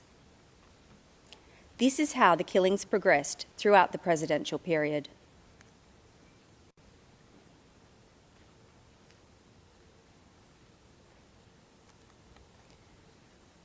Your Honours, this map is based on data collected by an independent organisation which recorded at least 5,823 anti-drug killings during the presidential period. This data is recorded at tab 104. The data shows that the attack during the presidential period was widespread. As Your Honours can see from the map, it occurred across the country. It occurred over multiple years, and thousands of civilians were killed. Mr Duterte's administration effectively admitted to the large volume of the attack. They admitted that thousands of individuals were killed in anti-drug operations while Mr Duterte was president. For example, in the Duterte administration's 2017 year-end report, which you can see on your screens, the administration admitted that 3,967 drug personalities died in anti-drug operations in the first year and a half of Mr Duterte's presidency. That's at tab 106. Similarly, the Philippine Drug Enforcement Agency, or PDEA, admitted that 5,281 drug personalities died in anti-drug operations in the first 2.5 years of Mr Duterte's presidency. This is at tab 98. These admissions corroborate the widespread nature of the attack. They show that thousands of individuals were killed. Your Honours, in addition to being widespread, the attack was also systematic from its origins and throughout the charge period. The features of DDS operations demonstrate this systematicity during the mayoral period. And these features can be found in our brief at paragraphs 35 to 36 and 88 to 98. Insider witnesses described how time and time again, killing operations followed the system set out on the screen. The same hierarchical structure was followed. As Mr Nichols explained, the orders flowed from Mr Duterte at the top, through a combination of other co-perpetrators, to the handler of the relevant DDS team, and finally to the physical perpetrators at the bottom. The DDS teams composed of police and non-police assets and hitmen who carried out the killings. The features of the killings were also often markedly similar. the identity or whereabouts of the victim was provided to the DDS by an informant. The perpetrators would frequently arrive to or flee the crime scene by motorcycle. They shot or stabbed their victims at close range. The victims were targeted on the basis that they were alleged to be drug users, pushers, or other criminals. And the DDS received a sum of reward money for each kill. When the attack expanded during the presidential period, it continued to be systematic because it remained highly organised, planned, and coordinated. Similar systems to the one I've just described in Davao were deployed during Mr. Duterte's presidency to implement the killings. Your Honours can see some of those features listed on your screens. As in Davao, victims were targeted on the basis that they were alleged to be drug users, pushers, or other criminals. The process for killing the targets was often markedly similar. First, the victims were identified by state actors as targets and listed. As Mr. Jeremy has outlined, high-value targets were often listed on the PRRD list. The targets of barangay clearance operations were often listed on local drug lists, such as local police station lists. Second, targets were killed in the context of so-called law enforcement operations. Police often tried to legitimise the operations, so they would stage a nanlaban or fight-back scenario to make them to appear to have been in self-defence. They would also plant evidence, such as drugs and guns, on the victims' bodies. And third, as in Davao, police and those working with them were often paid reward money per kill. Your Honours, these killings were not random or coincidental. Quite the opposite. Targets were pre-identified, listed, and then subject to operations based on that list. This clearly demonstrates the systematicity of the attack. Your Honours, the last point I would like to make about the attack relates to the evidence of an expert witness who specialises in political violence in the Philippines. This expert analysed data relating to armed encounters between the PMP and supposedly armed suspects. He compared data from before Mr. Duterte's presidency to during.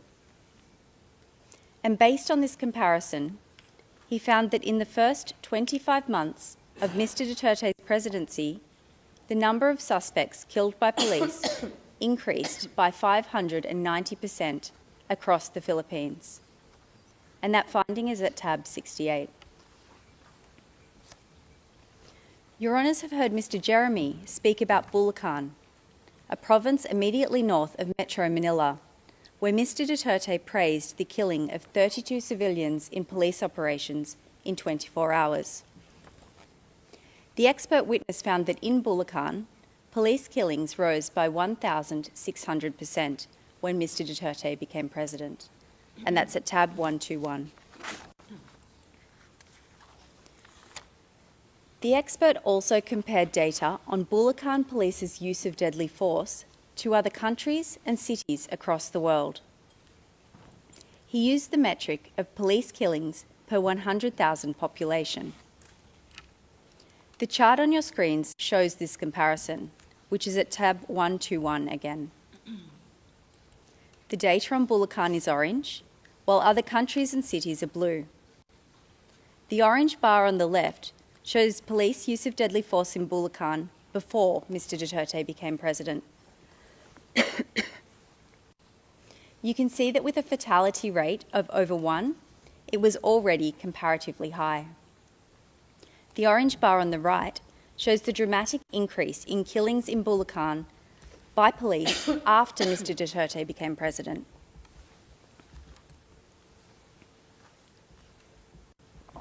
The expert concluded that, quote, "The only plausible explanation for such an extreme ratio is a widespread policy of extrajudicial executions."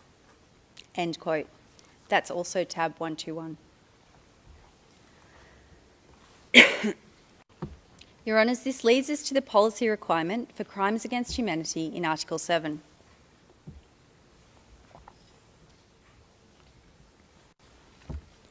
Your Honours, the attack in this case was carried out pursuant to a policy to neutralise alleged criminals through violent crimes, including murder. The policy was also known as the Davao Formula or Model. Your Honours have heard about the origins of the policy in Davao City and how it was implemented by the local executive government. Mr. Nichols explained how Mr. Duterte, when Mayor of Davao City, established the Davao Death Squad to carry out the policy and kill criminals. The evidence establishing the state or organisational policy in this case is set out at paragraphs 77 to 84 of our brief. As the policy and the common plan were both to neutralise alleged criminals via violent crimes, there is some overlap between the evidence on each. I will set out some of that evidence now while discussing the policy, and then some later while discussing the common plan. The evidence includes Mr. Duterte's many public statements and speeches outlining the policy. It also includes the Command Memorandum Circular, which Mr. Jeremy mentioned earlier, witness accounts, speeches and statements by other co-perpetrators, the high-level coordination between state actors. Sorry, Your Honours. I will start with Mr. Duterte's own speeches. Your Honours, Mr. Duterte made no secret of the policy, as is shown by the references in our brief to his many speeches outlining the policy. He made these speeches as Mayor of Davao, as a presidential candidate, and then as President of the Philippines. One example of a speech that Mr. Duterte made as Mayor was at a meeting on peace and order in Davao in October 2015. That is tab 13.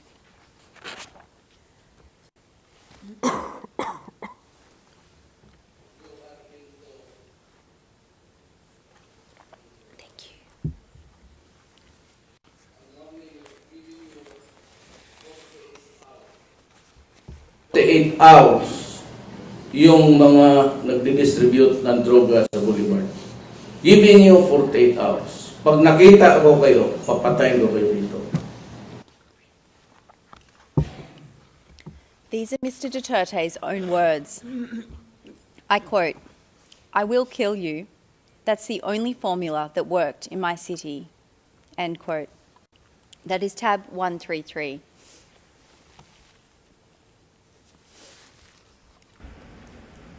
Prangka-prangkahan talaga. I will kill you. Kayong na mayor ako ngayon, presidente, yun din ang, that's the only formula that worked in my city.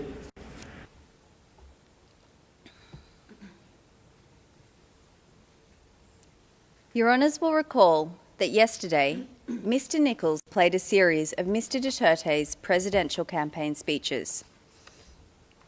I want to take a moment to reflect on some of the key features of those speeches, which are at tabs 8, 12 and 14. First, Mr. Duterte frequently said that if elected as president, he would stop drugs and crime in the Philippines in 3 to 6 months. He frequently referenced his experience in Davao, where he admitted that he had killed criminals. He said that if elected, he would order the military and police to do the same nationwide.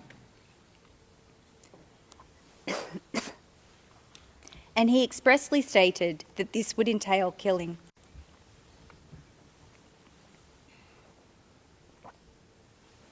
Your Honours, Mr. Duterte's speeches make it clear that there was a policy to neutralise alleged criminals by violent means, including murder.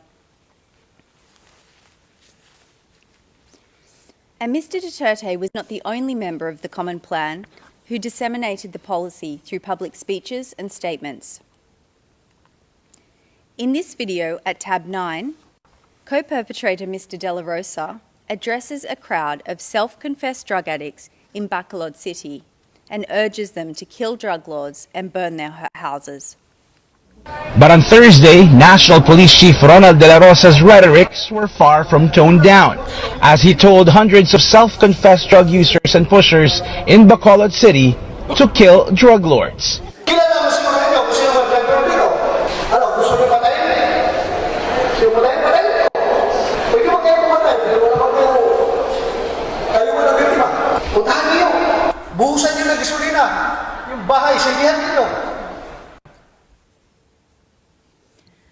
Mr. De La Rosa made this speech on the 25th of August 2016.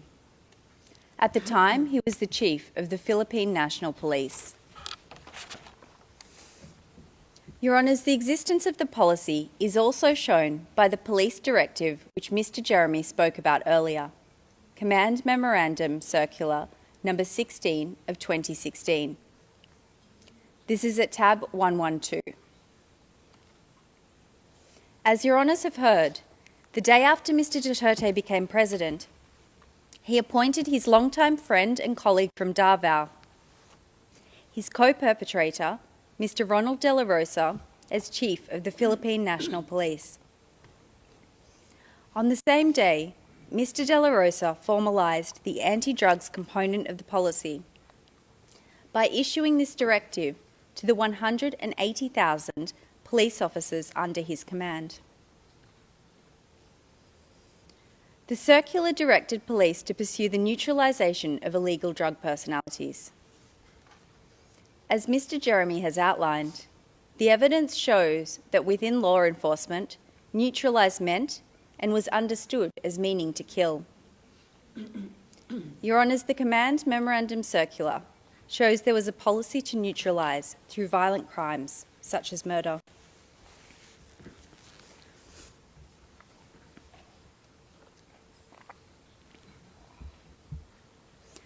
I will now turn to part 2 of my presentation on Mr. Duterte's individual criminal responsibility. The prosecution's evidence on this is set out at paragraphs 5 to 70 of our brief. The prosecution alleges that Mr. Duterte indirectly co-perpetrated the crimes, ordered and/or induced the crimes, and/or aided and abetted the crimes. Today, in the interest of time, I will focus on indirect co-perpetration, and we rely on our brief for the other modes of liability. Your Honours, Mr. Duterte is an indirect co-perpetrator of the alleged crimes because, first, he agreed to a common plan to neutralise alleged criminals. Second, he and his fellow co-perpetrators jointly controlled a structure of power, namely the Davao Death Squad and the National Network, which they used to pursue the common plan. Third, Mr. Duterte made an essential contribution to the crimes within the framework of the common plan. And fourth, he did this with the requisite intent. Your Honours can see on your screens an excerpt from paragraph 4 of our document containing the charges. This sets out the scope of the common plan. The plan was to neutralise alleged criminals in the Philippines, including those perceived or alleged to be associated with drug use, sale or production through violent crimes, including murder. As Mr. Nichols has explained, Mr. Duterte and his co-perpetrators agreed to this plan in Davao City. Photos of the co-perpetrators in Davao City are displayed on your screens. They're a combination of trusted police officers, an individual from Mr. Duterte's mayoral office, an officer from the National Bureau of Investigation in Davao Region, and a lawyer who acted on behalf of certain members of the Davao Death Squad. In 2016, when Mr. Duterte became president, the members of the common plan remained largely the same.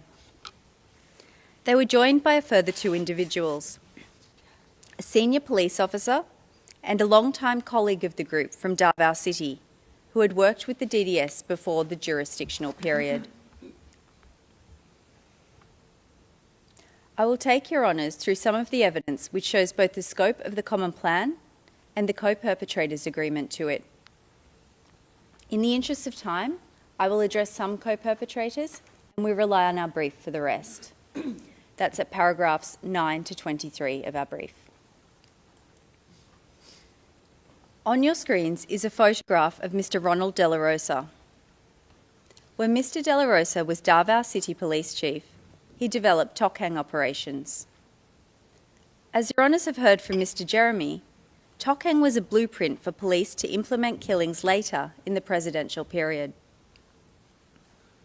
When he was announced as Mr. Duterte's chosen PMP chief in May 2016, Mr. De La Rosa gave this interview, which is at tab 101. It shows that he wholeheartedly agreed to the common plan. Patayan sa drugs. Patayan talaga ito sa drugs. Kaya kayo mga drug lord dyan, humanda na kayo at talagang sasagasaan ko kayo.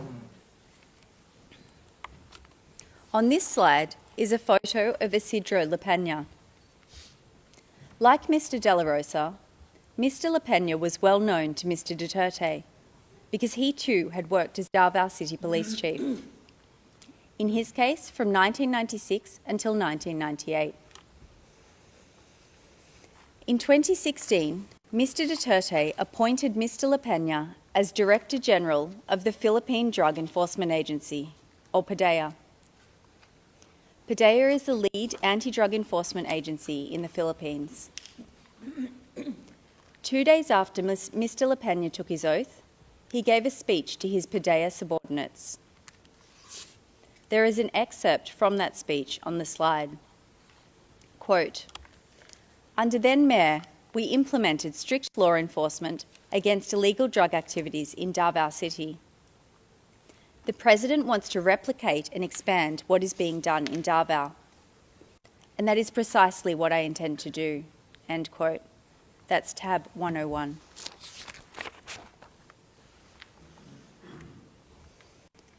Also like Mr. De La Rosa, Vicente Danao was Davao City Police Chief during the mayoral period, in his case from 2013 to 2016.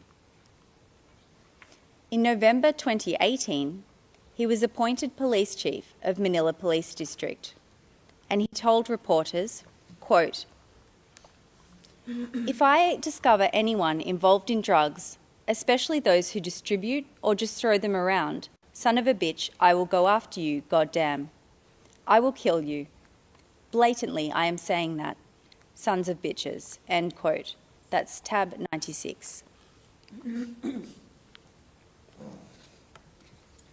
When Mr. Duterte became president, he appointed Vitaliano Aguirre II as Secretary of Justice.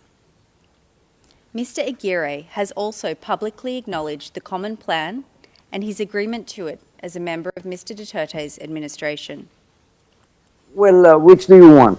We build first. We build the prison facilities first, or do we go against these people? Choose. If you're in the Philippines, we will choose to kill these drug lords. Quote, "In the Philippines, we will choose to kill these drug lords." End quote. That's tab 125. Your Honours, these speeches of co-perpetrators show both the scope of the common plan and those co-perpetrators' agreement to it.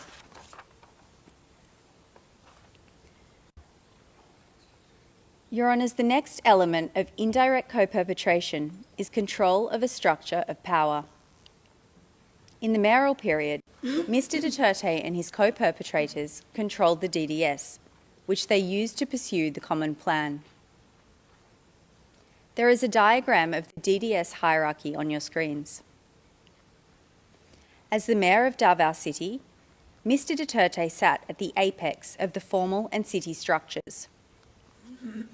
The law gave him formal operational, supervision and control over the police in Davao City. In addition to this de jure power, insider witnesses spoke about his de facto power over police and the DDS structure. Under Mr. Duterte were a combination of co-perpetrators from the Davao City Police Office and the Mayor's Office. Together with Mr. Duterte, they controlled the DDS teams beneath them. They controlled the will of the DDS perpetrators through a range of mechanisms. And these are set out in paragraph 38 of our brief and include threats to kill and actual killing. To illustrate this control, there are quotes from one witness on your screen. This witness said that when he was first told to kill, he did not want to. But, I quote, "I felt like I didn't have any other choice but to follow their orders. Duterte is the most powerful person in Davao City, and you had to do what he wanted. It wasn't possible not to not obey his command." End quote. This is tab 51. When Mr. Duterte became president, the co-perpetrators continued to control a structure of power. One of the first things that Mr. Duterte did with his new presidential powers was to appoint his co-perpetrators from Davao to national positions in government and law enforcement, which were key to the common plan. And after he appointed Mr. De La Rosa as chief of the PMP, Mr. De La Rosa used his new powers to move other police co-perpetrators into key policing roles. These new appointments expanded the geographic powers of the co-perpetrators and allowed them to create a larger network of individuals they controlled. Your Honours can see that structure of power on the chart on your screens. The co-perpetrators controlled the executive, they controlled the police, they controlled the Drug Enforcement Agency, the National Bureau of Investigation, and the Department of Justice. And they used this control to ensure that their subordinates carried out the plan to neutralise alleged criminals through violent crimes. For example, as PMP chief, Mr. De La Rosa now controlled some 180,000 police officers, who, as you have heard, he directed to neutralise drug personalities. Mr. La Peña now controlled 1,800 Philippine drug enforcement personnel. They used these subordinates as physical perpetrators to commit the crimes. Mr. Aguirre, as Secretary of Justice, now had control of the National Prosecution Service. He used this control to ensure that, except for a handful of low-level perpetrators in notorious cases, the crimes were not prosecuted, and a climate of impunity prevailed. And the co-perpetrators controlled the will of the physical perpetrators. As in Davao City, low-level members of the national network risked losing their jobs or being killed if they did not comply. For example, Your Honours can see the evidence of a police insider on your screens. He said that if his boss did not kill enough people during police operations, he would lose his post and be replaced. I quote, "We were told that there should be 5 to 10 deaths per month. The regional director called him and told him that if there were no deaths or no recorded killings, then he would be relieved of his duty." End quote. That's tab 124.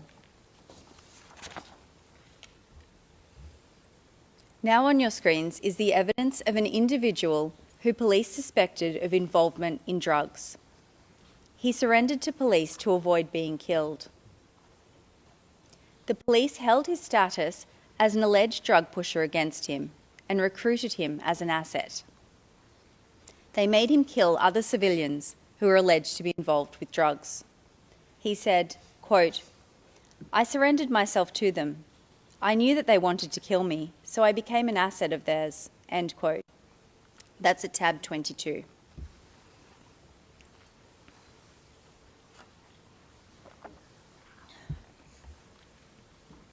Your Honours, I will now turn to the requirement of an essential contribution. Mr. Duterte made an essential contribution to the crimes within the framework of the Common Plan. And the prosecution has set out 10 of Mr. Duterte's contributions in our brief at paragraphs 44 to 58. Many of these have been discussed in the prosecution's presentations. For example, Mr. Nichols spoke about how Mr. Duterte designed and disseminated the policy in this case, which is point A on the slide.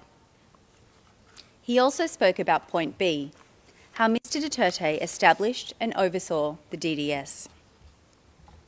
I have just addressed point E, on the appointment of key personnel to positions which were crucial to the execution of the crimes.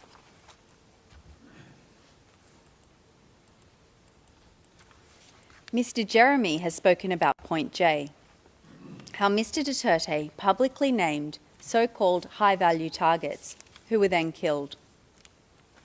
And all members of the prosecution have touched upon point H, Mr. Duterte's public statements authorising, condoning and encouraging killing. Your Honours, without Mr. Duterte's essential contribution, the crimes in this case would not have been committed, or they would have been committed in a significantly different way. We can see this in the evidence of low-level members of the Davao Death Squad and the National Network, who said that Mr. Duterte's conduct had a causal effect on their perpetration of the crimes. You can see on the screens, one low-level perpetrator during the mayoral period said, I quote, "I was confident to continue killing people because anyway, we wouldn't be arrested for that," end quote. That's tab 38. A low-level police perpetrator during the presidential period was asked about the impact Mr. Duterte's public speeches had on his team, including when deciding to kill someone. He responded, quote, "It did have an effect on me because it's like I was saying to myself, well, even the president, he himself is ready to do something like this, and who am I?" End quote. That's tab 142. A senior police officer during the presidential period was asked why his police unit started killing in July 2016. He responded, I quote, "Because of the directive of the president," end quote. That's tab 120.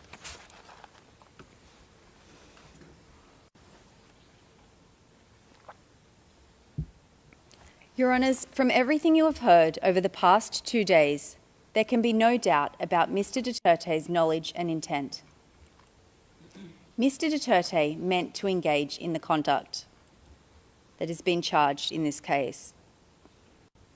He intended that the crimes would be committed, and he was aware that they would be committed as a result of implementing the Common Plan.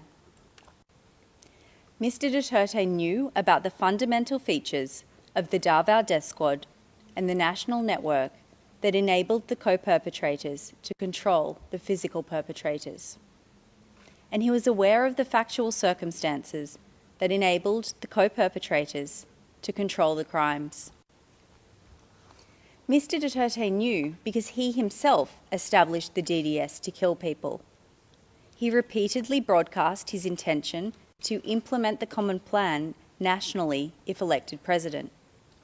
He made it clear that this would involve killing. Once he was president, he moved his trusted co-perpetrators from Davao into key national positions. And as the number of killings rose, Mr. Duterte persisted with the Common Plan. He praised the 32 killings in a one-time big-time operation in Bulacan. He publicly named so-called high-value targets. He promised to protect police. And as Your Honours have heard, Mr. Duterte has admitted to many of these things. Your Honours, I will conclude my presentation by recalling 2 items.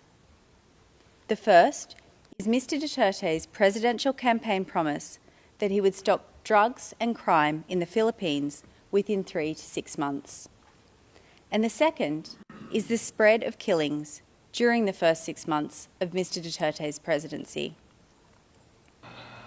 I promise you, hindi naman believe yung ibang tao. Sabi ko, I would stop drugs and crime, criminality in 3 to 6 months. That concludes the prosecution's submissions on the merits. Thank you, Your Honours. Josh Motach. Thank you very much. Am I to understand that you have finished with the presentations on the merits? Good afternoon, Madam President, Your Honors. Yes, that is correct.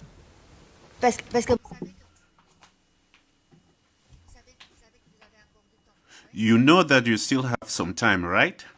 Yes, but we've hopefully been efficient, and we have finished now. Thank you.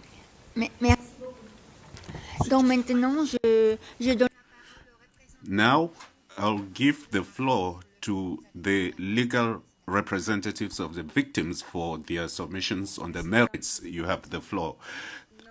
Thank you, Madam President. Our presentation shall be in 2 parts. I will start with my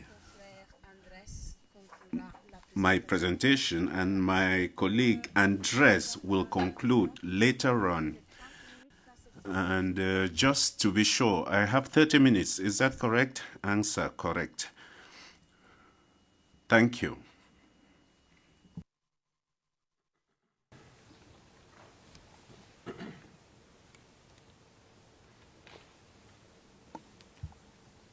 Madam President, Your Honours, we speak today on behalf of thousands of victims and surviving families who have suffered immeasurable harm under the so-called anti-drug campaign conducted during the administration of the suspect, former President Rodrigo Duterte.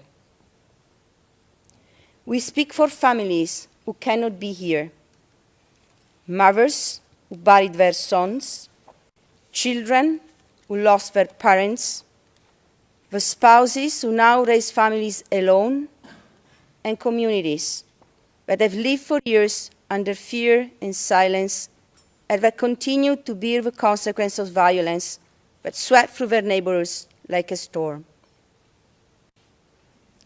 These victims appear today before you not as mere statistics or distant figures or images in report as pictured yesterday by the defense, but as human beings whose rights under the Rome Statute have been violated in the most profound ways.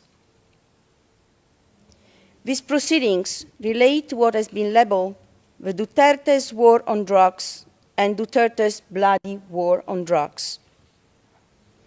However, the campaign, as I will refer to it during my presentation, was less about combating the drug trade itself and more about policing poverty and social inequality.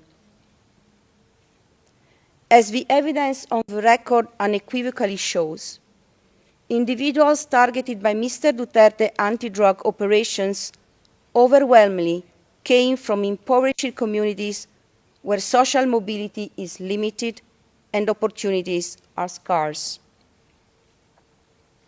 Drug use, particularly methamphetamine, locally known as shabu, is often more prevalent in such low-income settings where people may turn to substances as a coping mechanism for their harsh living conditions. In these communities, structural conditions, including the absence of adequate mental health services, limited access to quality education, scarce employment opportunities, and the chronic stress associated with poverty, create an environment in which substance use is more likely to emerge. Therefore, patterns of drug use do not arise in a vacuum. They reflect deeper systemic inequalities and long-standing patterns of socio-economic marginalization.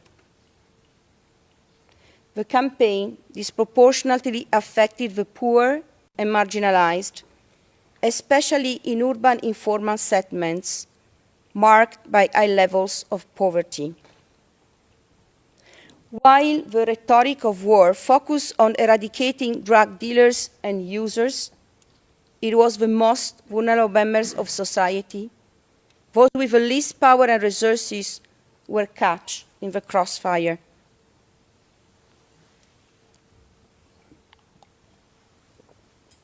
A significant number of the ones killed had little or no criminal history and were often accused of minor drug-related conduct or perceived drug use by the authorities. These were people living in poverty, were treated as expendable by a system that failed to prioritize their protection and to address the structural conditions underlying their struggles. Rather than addressing the root causes of drug addiction, such as poverty, lack of education, unemployment, and inequality, the Duterte administration framed the issue as a criminal one, focusing on punitive enforcement over social responses. Mr. Duterte's response was a selective, violent crackdown of the most vulnerable, recasting conditions of marginalizations as grounds for criminal targeting, rather as manifestations of social injustice. Framed on its face as a campaign against illegal drugs, it in reality reflected broader social political dynamics, including the targeting of marginalized communities, the use of state violence, and the deflection of attention from deeper structural problems.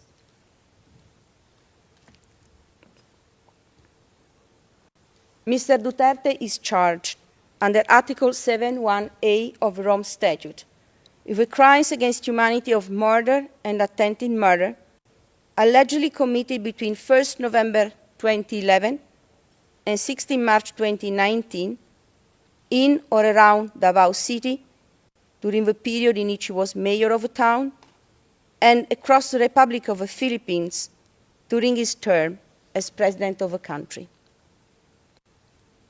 The prosecution presented ample evidence showing that each of the contextual elements of crimes against humanity is satisfied at the required threshold for confirming the charges. During the period covered by the charges, the Davao Death Squad and the national network created by Mr. Duterte to commit the crimes carried out an attack against the civilian population within the meaning of Article 7(2)(a) of the statute, as reflected in a course of conduct involving the commission of multiple murders and attempted murders. The victims' accounts of events corroborate the prosecution evidence and show that the crimes they suffered were not spontaneous or isolated acts of violence, but rather a planned, directed, and organized attack against them. The attack was massive, carried out collectively with considerable seriousness, and directed against a multiplicity of civilians. The victims were all civilians. The repeated lethal operations were conducted in residential and other civilian settings. As already indicated, the victims largely came from marginalized communities, were suspected by the authorities of involvement in criminal, often drug-related activities, and together with their families, they were targeted in their homes and neighborhoods. The attack was widespread and systematic, and we refer, Your Honor, to Annex D and E of the prosecution pre-trial brief. The attack was widespread because of its large-scale nature and the number of victims. In this regard, the number of victims affected by the events within the charges is one of the most relevant factors to be taken into consideration for the purpose of determining under the chapeau of Article 7(1) of the statute whether the attack was widespread or systematic. The broad geographical spread of the victimization combined with a significant number of victims, confirm the wide scope of the attack. As the prosecution has made clear yesterday and today, the instances of murders and attempted murders in the document containing the charges and in the pre-trial brief are simply illustrative of a much broader pattern of victimization. In fact, the actual scale of victimization extends well beyond the 49 incidents affecting 78 victims presented by the prosecution. The prosecution itself referred to thousands of civilians murdered. And we recall here the content of paragraph 73 of the prosecution pre-trial brief, as well as the remarks by Ms. Croft just 15-20 minutes ago. As reported by Human Rights Watch in a report published in 2022, since 2016, the Philippine police have admitted its involvement in the death of more than 6,200 people in drug raids across the country. In a 2020 report, the United Nations Office of the High Commissioner for Human Rights reported 8,663 deaths occurred in the drug war. The Human Rights Commission of the Philippines and domestic human rights group report death tolls that are 2 to 3 times higher than the UN figure.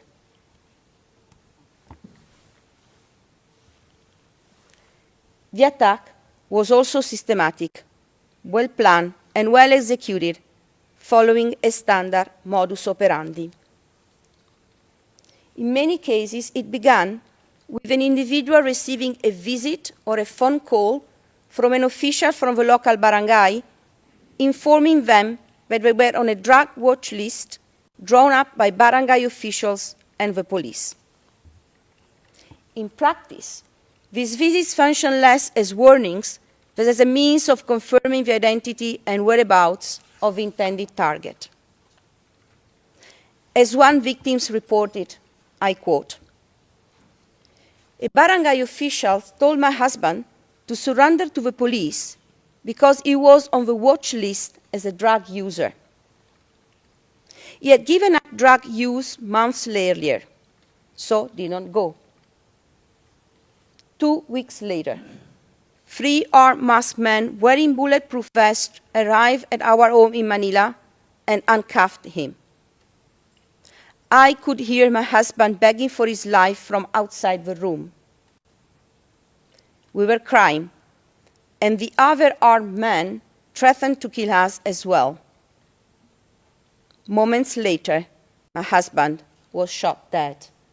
End of quote. Survivors, relatives, and neighbors consistently recount that armed men typically work in groups of 2, 4, or a dozen. They wore either police uniform or civilian clothes, often all black, with their face concealed by balaclava-style headgear, masks, baseball caps, or helmets. They carried handguns. As one victim explained, and I quote, "On 6 June 2017, at about 9:45 in the evening, I was at home with my husband, and our children were sleeping upstairs. 4 unidentified men wearing helmets and bonnets arrived at home looking for my husband. They broke down the front door. I started begging them to spare the life of my husband. The men pushed me away. My husband was shot in the chest and fell face down. While lying face down, he was shot 5 more times in the nape and head. The children woke up terrified because of the gunshots." End of quote. Attackers frequently travel by motorcycle, typically with 2 individuals on a single bike. often a van, invariably white or black, and at times bearing markings associated with police vehicles, was also present. They banged on doors and barged into rooms. The attackers did not identify themselves or provide warrants.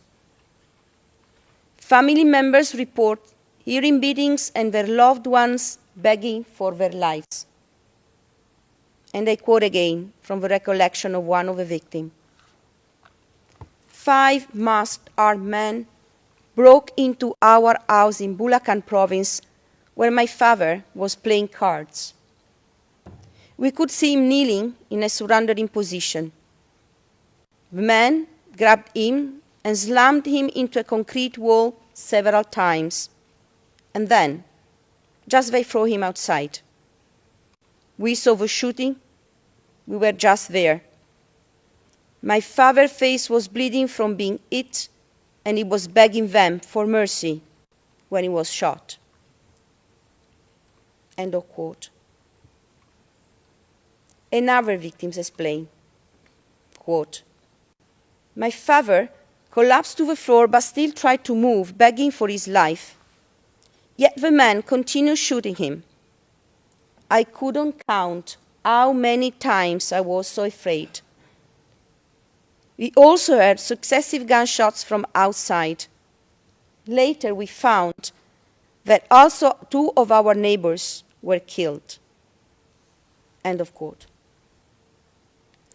The shooting could happen immediately, behind closed doors or in the street, or the victims would be taken away by the gunman only for shots to be heard minutes later and the body to be discovered by local residents. At times, bodies were dumped elsewhere, sometimes with hands tied or heads wrapped in plastic. Relatives typically found them after being alerted by policemen or by the neighbors.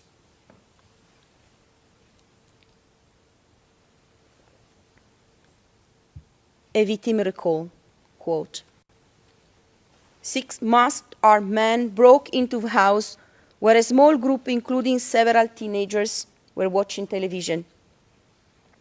The men arrested and beat 2 young boys they believed were drug suspects and then took them away on motorcycles. A half hour later, after hearing from a uniformed policeman, we, referring to the relatives, rushed to a nearby bridge to find their bodies, both with gunshot wounds to the head, their hands tied with cloth. The gunmen were still at the scene, while uniformed police cordoned off the area. Another victim recounted, quote, a week after his brother was killed, 10 police officers, some in civilian clothes, arrested my other son and took him to the local barangay office.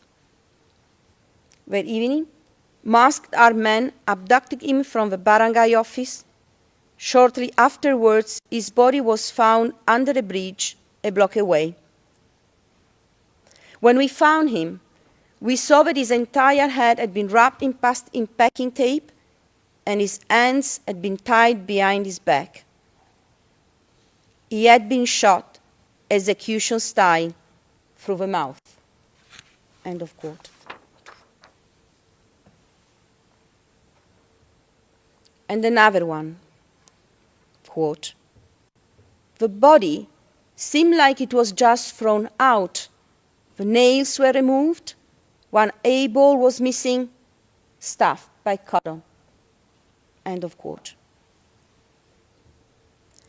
Relatives and witnesses often saw uniformed police in the immediate surroundings of the incident, securing the perimeter.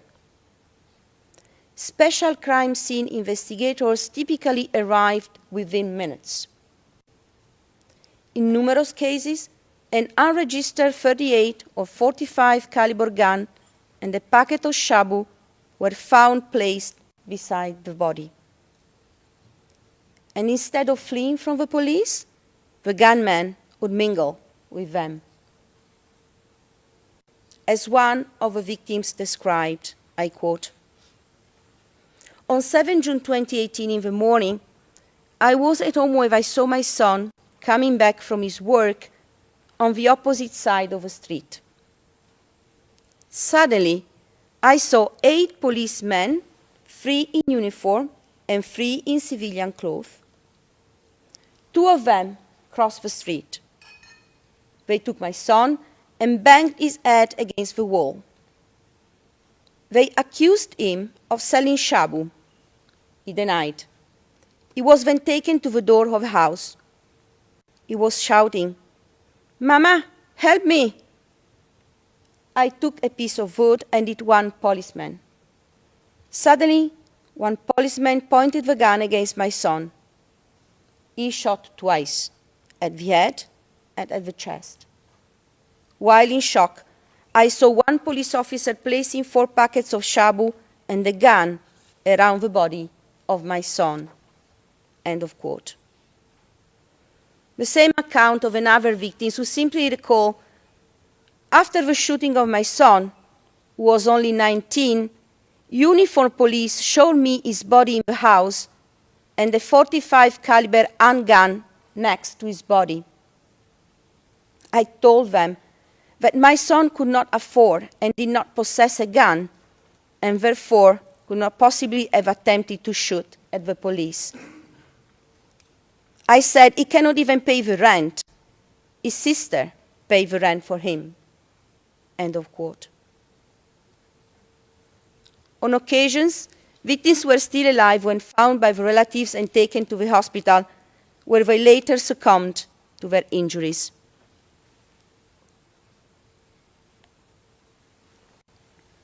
Survivors recount the terror and enduring feeling of still being hunted as follows, and I quote, "In September 2016, a police officer pretending to be a commuter boarded my tricycle. He asked me to pass by the police station. There, I was stopped by a group of men who turned to be police officers. I was taken to the precinct, beaten, and forced to reveal the identity of drug pushers. I didn't know. Later that evening, I was taken to a dark place and shot multiple times. Despite the injuries, I managed to escape and save my life. I still have the consequence of the injuries, and I feel deep sadness, anger, and fear of being caught again." End of quote. Another survivor explained, quote, "They killed my 4 friends kneeling and defenseless. I heard a barrage of gunshots, voices, and one officer saying, 'Let it be. Let's say they fought back and let's leave the evidence.' I lay next to one of my friends pretending to be dead. When the armed officer left, I crowded out of the room and headed towards the edge of a ravine. Holding my chest with one hand to stop the bleeding, I slid downwards and fell to the creek bed. I crossed it, climbed the hill on the other side, and walked toward the highway. There, I encountered someone I knew and desperately begged for help." End of quote. Although the charges concern only the crimes of murder and attempted murder, victims' accounts also reveal widespread acts of torture, ill treatment, and rape. Young people were particularly exposed to torture and cruel and inhuman treatments, including unlawful arrest. A number of victims participating in these proceedings were minor when they were attempted to be killed, and a number of victims participating in the proceedings recount the killing of their nephew, son, cousin, who was under 18 at the age of killing. And this morning, Mr. Jeremy provided the example of Kian de los Santos, who was 17 at the time of his killing. Reported forms of torture include beating, kicking, slapping, blows to the head, electrocution, and death threats. On several occasions, law enforcement officials used arrests, inclusion in the drug watch list, and drug-related accusations as a tool of coercion to perpetrate rape and other forms of sexual violence. In September 2018, a young boy was taken by the police and brought to the precinct. His mother recounted, I quote,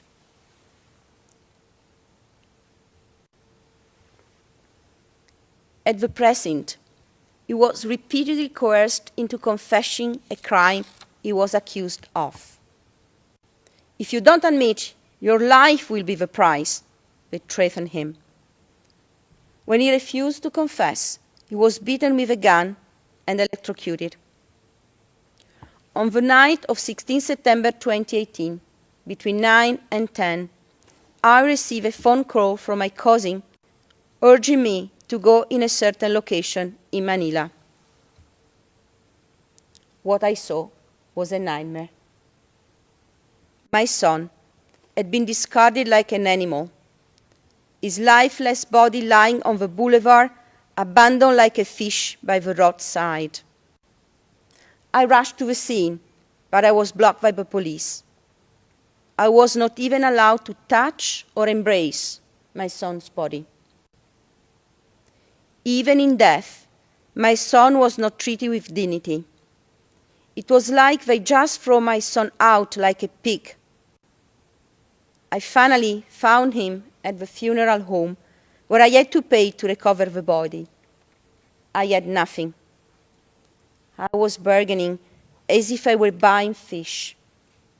In the end, I paid approximately 45,000 pesos to take my son's body for burial. Now I wonder, will justice ever be served? Excuse me, Counsel, you have 5 minutes left.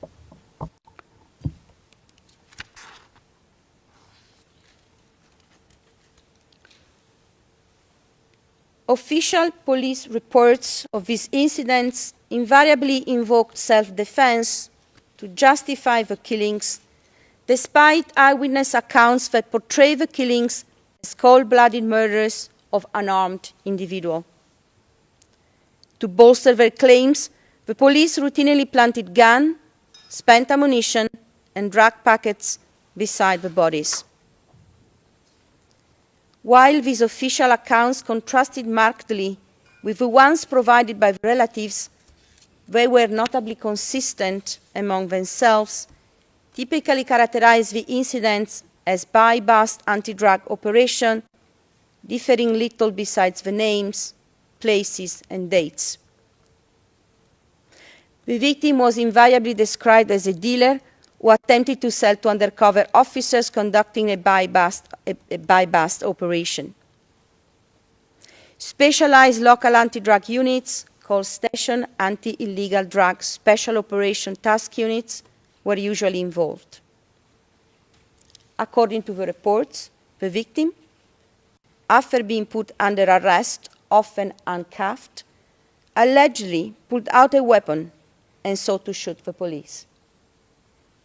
In every case, the victim was killed, and none of the arresting officers were armed. In most cases, the police reporting having found shabu on or near the victim's corpse, and sometimes a gun. Often, after the killing, the bodies of the victims were brought directly to the funeral parlors. Families then had to start their calvary to find the body of their loved ones, and they had to pay high fees to retrieve the bodies. R/50082/25 had to sell the house to be able to pay for her brother's funeral and burial. Sometimes the bodies were instead left on the street or thrown into the water in a plastic bag. I believe it's a good time to stop for the flow of the speech. Thank you very much, Your Honor. Merci beaucoup, Maître. Thank you very much, Ms. Masida. The hearing is now suspended, and we shall resume at 2 p.m. Thank you very much.